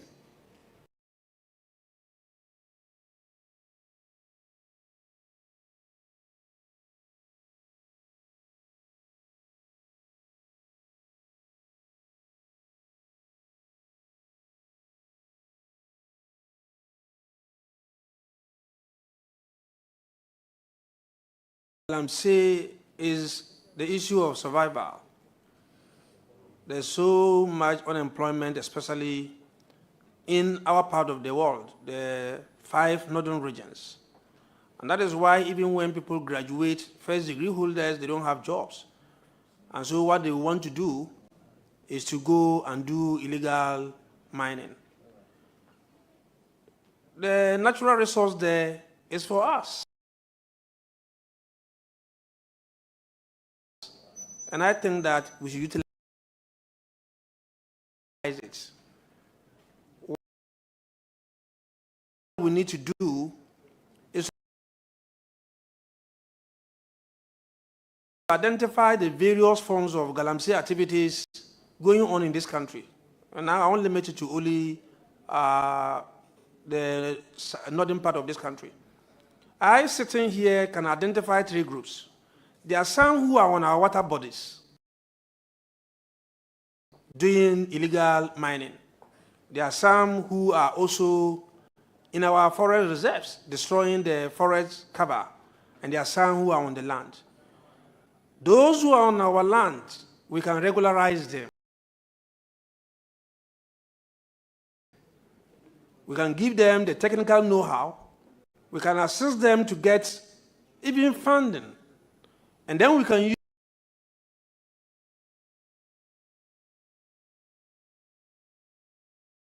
technology to ensure that when they are even giving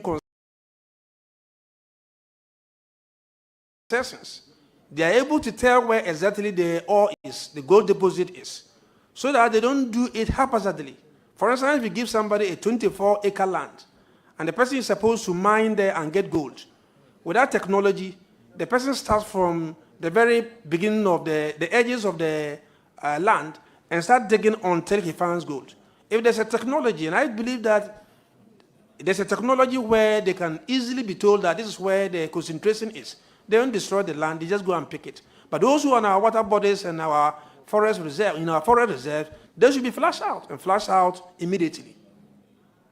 The issue of getting other jobs, I would have suggested that it would be in the area of agric, because that is where we have arable lands.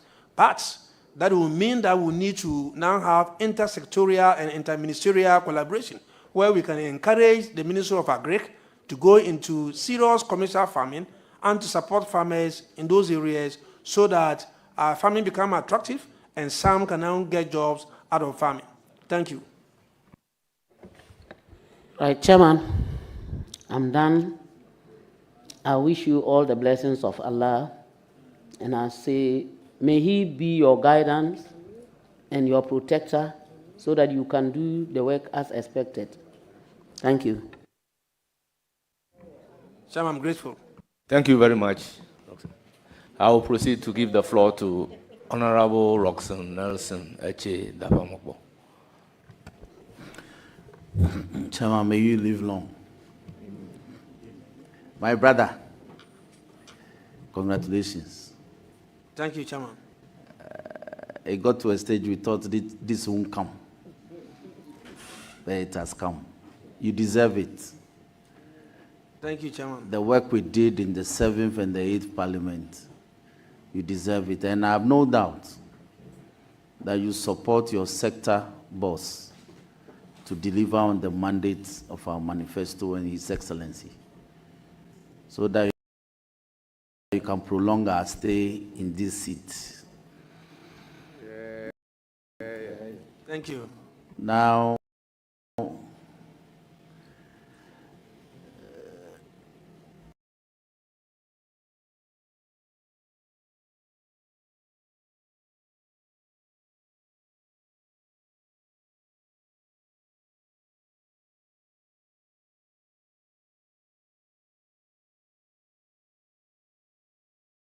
you are going to a very important ministry, lands. And there are a lot of issues regarding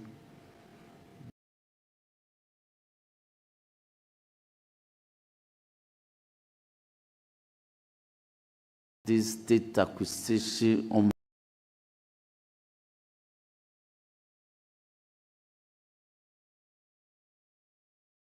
unbridled. Nobody says when you have money and the state is legitimately asking citizens to acquire property, you shouldn't. But the question is about unbridled acquisition of state lands, lands that are needed for state activities.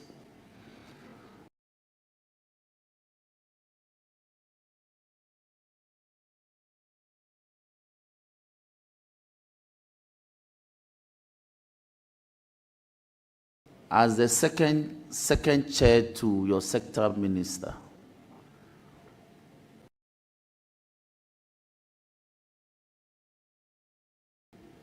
would you consider reviewing this policy so that we can have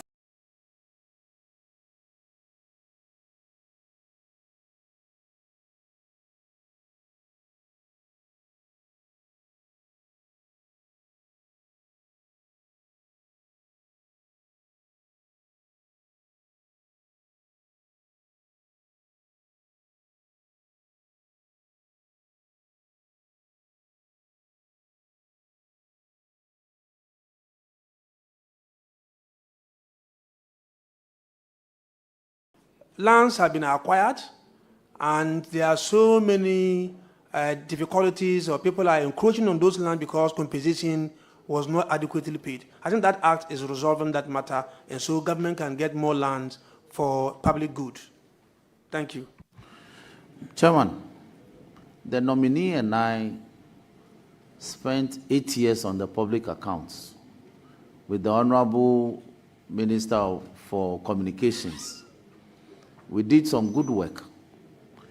And as part of the interrogations and the matters that came before us was the indolence of state institutions to secure state lands for which state institutions have been established either by an act of parliament or state institutions that are a creature of the Constitution or by constitutional instruments. And the Auditor General annually flags this matter. Now that he has the opportunity, will he assist his sector boss so that institutions like school lands, hospital lands, district assemblies, electoral commission, and other state institutions which are occupying premises acquired since colonial days take steps to secure these landed properties and proper instruments issued so that they are not encroached? Would they do that? Chairman, I know my minister is capable of doing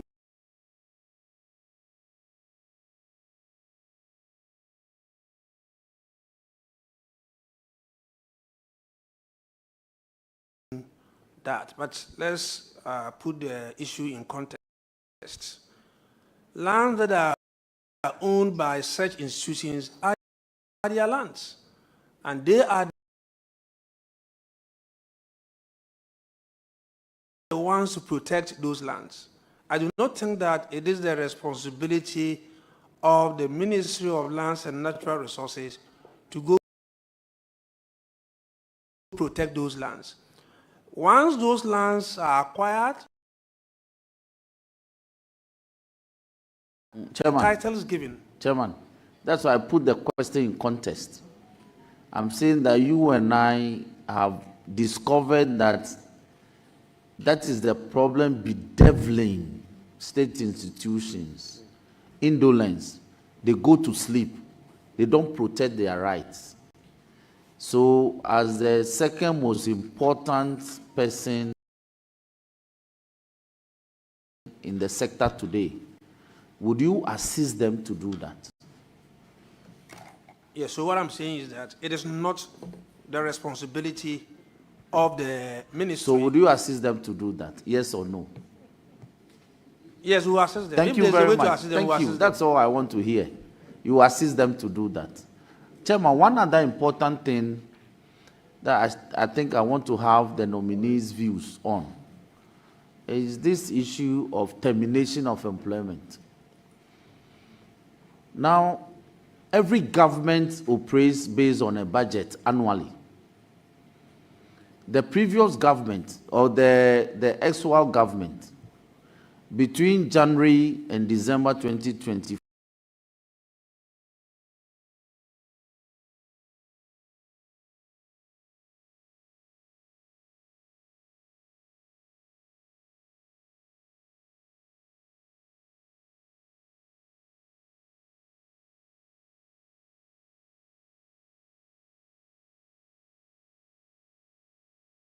you will go ahead to employ people when you don't have a budget for them? How then are they going to be paid? And I think it's even in the interest of those who have been asked to go home and start looking for other jobs, rather than allowing them to work, and now at the end of the day, there won't be money for them to be paid. And I think that it's a national conversation that we should all trigger and ensure that governments, when they are leaving, they don't rush in employing people just to satisfy party faithfuls and what have you, but rather ensure that if you want to help them well. But Chairman, let me just add this. I was on the same committee with you when the Public Accounts Committee, when I raised the issue of the services, our security services, recruiting people without any advertisements. And when I asked them, I was told that they advertised 3 years ago and that they were still taking people from the backlog. And the question I asked was, what about those who were not qualified at the time of the advert and now they are qualified? Are you not excluding them from the process? And is that fair? And so these are some of the things that we should engage ourselves with. By law, make it transparent, let everybody go out there and bid. Go through the process. If they are qualified, you give them. If they don't qualify, they will understand that at least they've been given the opportunity. By instances where you sit in the comfort of your office and select people and recruit them, and we are asked to ask them to go home for the proper thing to be done, I think is the way to go. Thank you. Chairman, thank you very much. Finally, my brother, you and I come from constituencies that are past the mighty Volta. And we have over 52 districts that constitute the mighty Volta Basin. Your grandfather's land and my grandmother's land got lost in the course of constructing the mighty Volta Dam. Some communities have received compensation, others have not.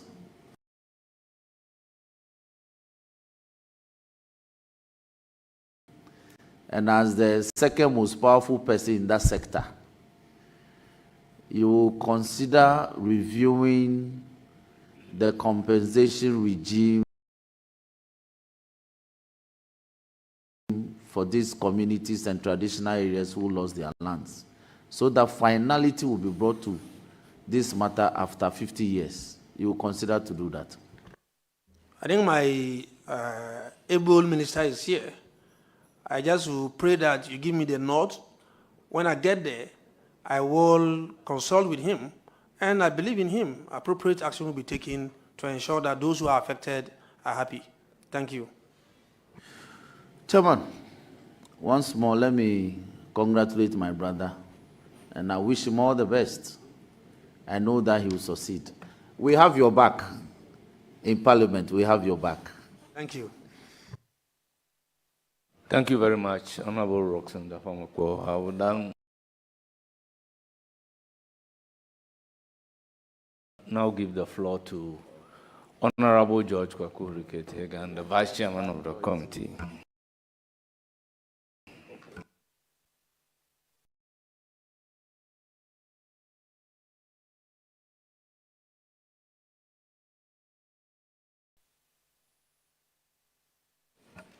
Thank you, Mr. Chairman. Honorable Nominee, my brother, congratulations. Thank you, boss. Thank you, Chairman.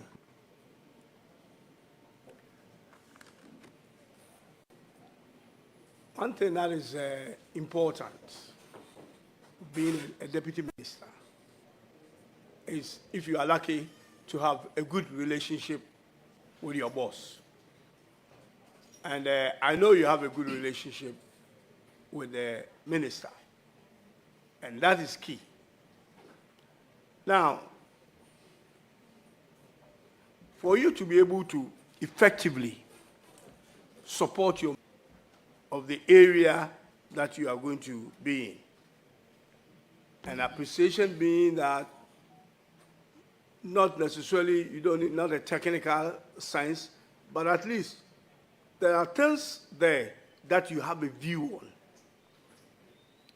For instance, two major things in that ministry is about land and small-scale mining issues.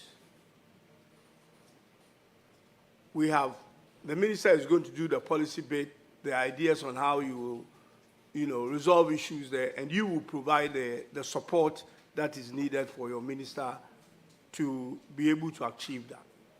But to be able to have a prescription to an illness, you must understand what the illness is. In your view, what do you think is the illness with our land issues? Short, because I'm sure you might need a whole day for that, but very short. What is happening, especially in the last, say, 8 years, that we have issues of land grabbing? These things have escalated. People used to take government land, but it looks like within a shortest possible time, these things have just gone up. Now, you come to the small scale, which is the other side of things. That's a tough ministry, actually. You come to that, you realize that small-scale mining is actually something that is a preserve of small-scale people, which is ordinary Ghanaian who wants to go into mining. Now, you raise an issue, which is, again, may say one of the reasons, which is about unemployment, poverty, and all that. But if you want to be a small-scale miner, the laws are there. And the entry of barrier to go into small-scale farming is actually low.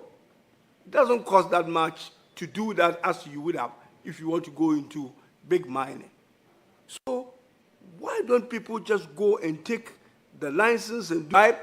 But some hasn't worked in the last 8 years. So what is the illness in the land area and in the small-scale mining area? With the issue of galamsey and all that, which people should have just gone and take a license to do it. What is the illness? My honorable brother. Chairman, thank you. Chairman, let me state that I'm happy my senior brother is aware that I worked and ranking at Trade, Industry, and Tourism Committee. It is also on record that you cannot become a deputy minister to somebody because by constitution, Article 79(1), the president will have to consult the minister in appointing a deputy minister. And I believe that he was consulted. And because he has that confidence in me, that is why he's accepting to work with me. Now to your question. One, the issue of land and land grabbing. I earlier on said that is a national issue. It's an issue that we have to take a second look at.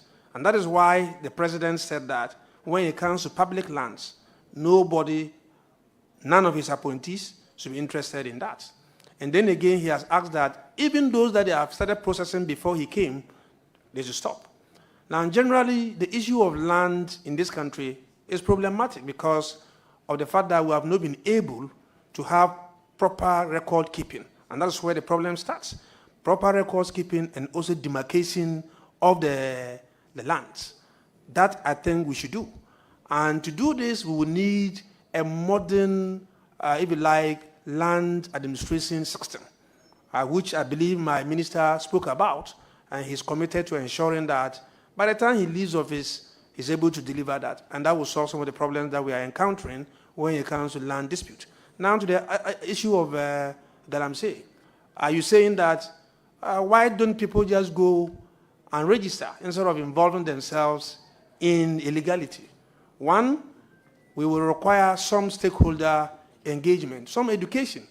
There are people who are doing this mining and do not even know where the EPA office is, and they do not even know where the Minerals Commission's office is. What they have seen is that there's a land and there's gold there, and they want it, so they will have to go and mine it. We will need some thorough education, okay, as to what it takes to be able to come out or to register a small-scale mining and get a concession, get certificates to be able to do that. Beyond that, you must also teach them how to do it and do it well. And that's what I spoke to in my earlier submission. And so, like I said, my minister has asked that a committee should go into this issue and make appropriate recommendation in terms of the way forward. And he's waiting for the report. And when the report comes, I believe that in the shortest possible time, you will see a change in the administration or in the handling of these issues of galamsey and small-scale mining. Thank you. Amela, congratulations. God bless you. I'm grateful, Chairman. Thank you very much, Honorable Yusuf Sulemana. Let me add my voice in congratulating you. I have no doubts about your integrity. I have been in Parliament with you for some time, and I know you can deliver on your mandate as a Deputy Minister responsible for lands and natural resources. Once again, congratulations. Let me proceed to acknowledge our revered chiefs seated behind you. First on the list is Hajia Mariama Abu, a spouse of the nominee. Then His Excellency Mankpangura Jakpa Acho, Ade Achode Boreni the first, Rep of Yangboura and a member of the Council of State. Mr. Sulemana Adams, linguist of Yangboura. Dr. Abu Sakara Foster, Rep of Kakula Saura, and a former flag bearer of CPP. Solawura Idrisu Abdullahi Nugbanso, a rep of Bolewura. Duyaura Kasim Amankwa Boresa, the first, rep of Bolewura.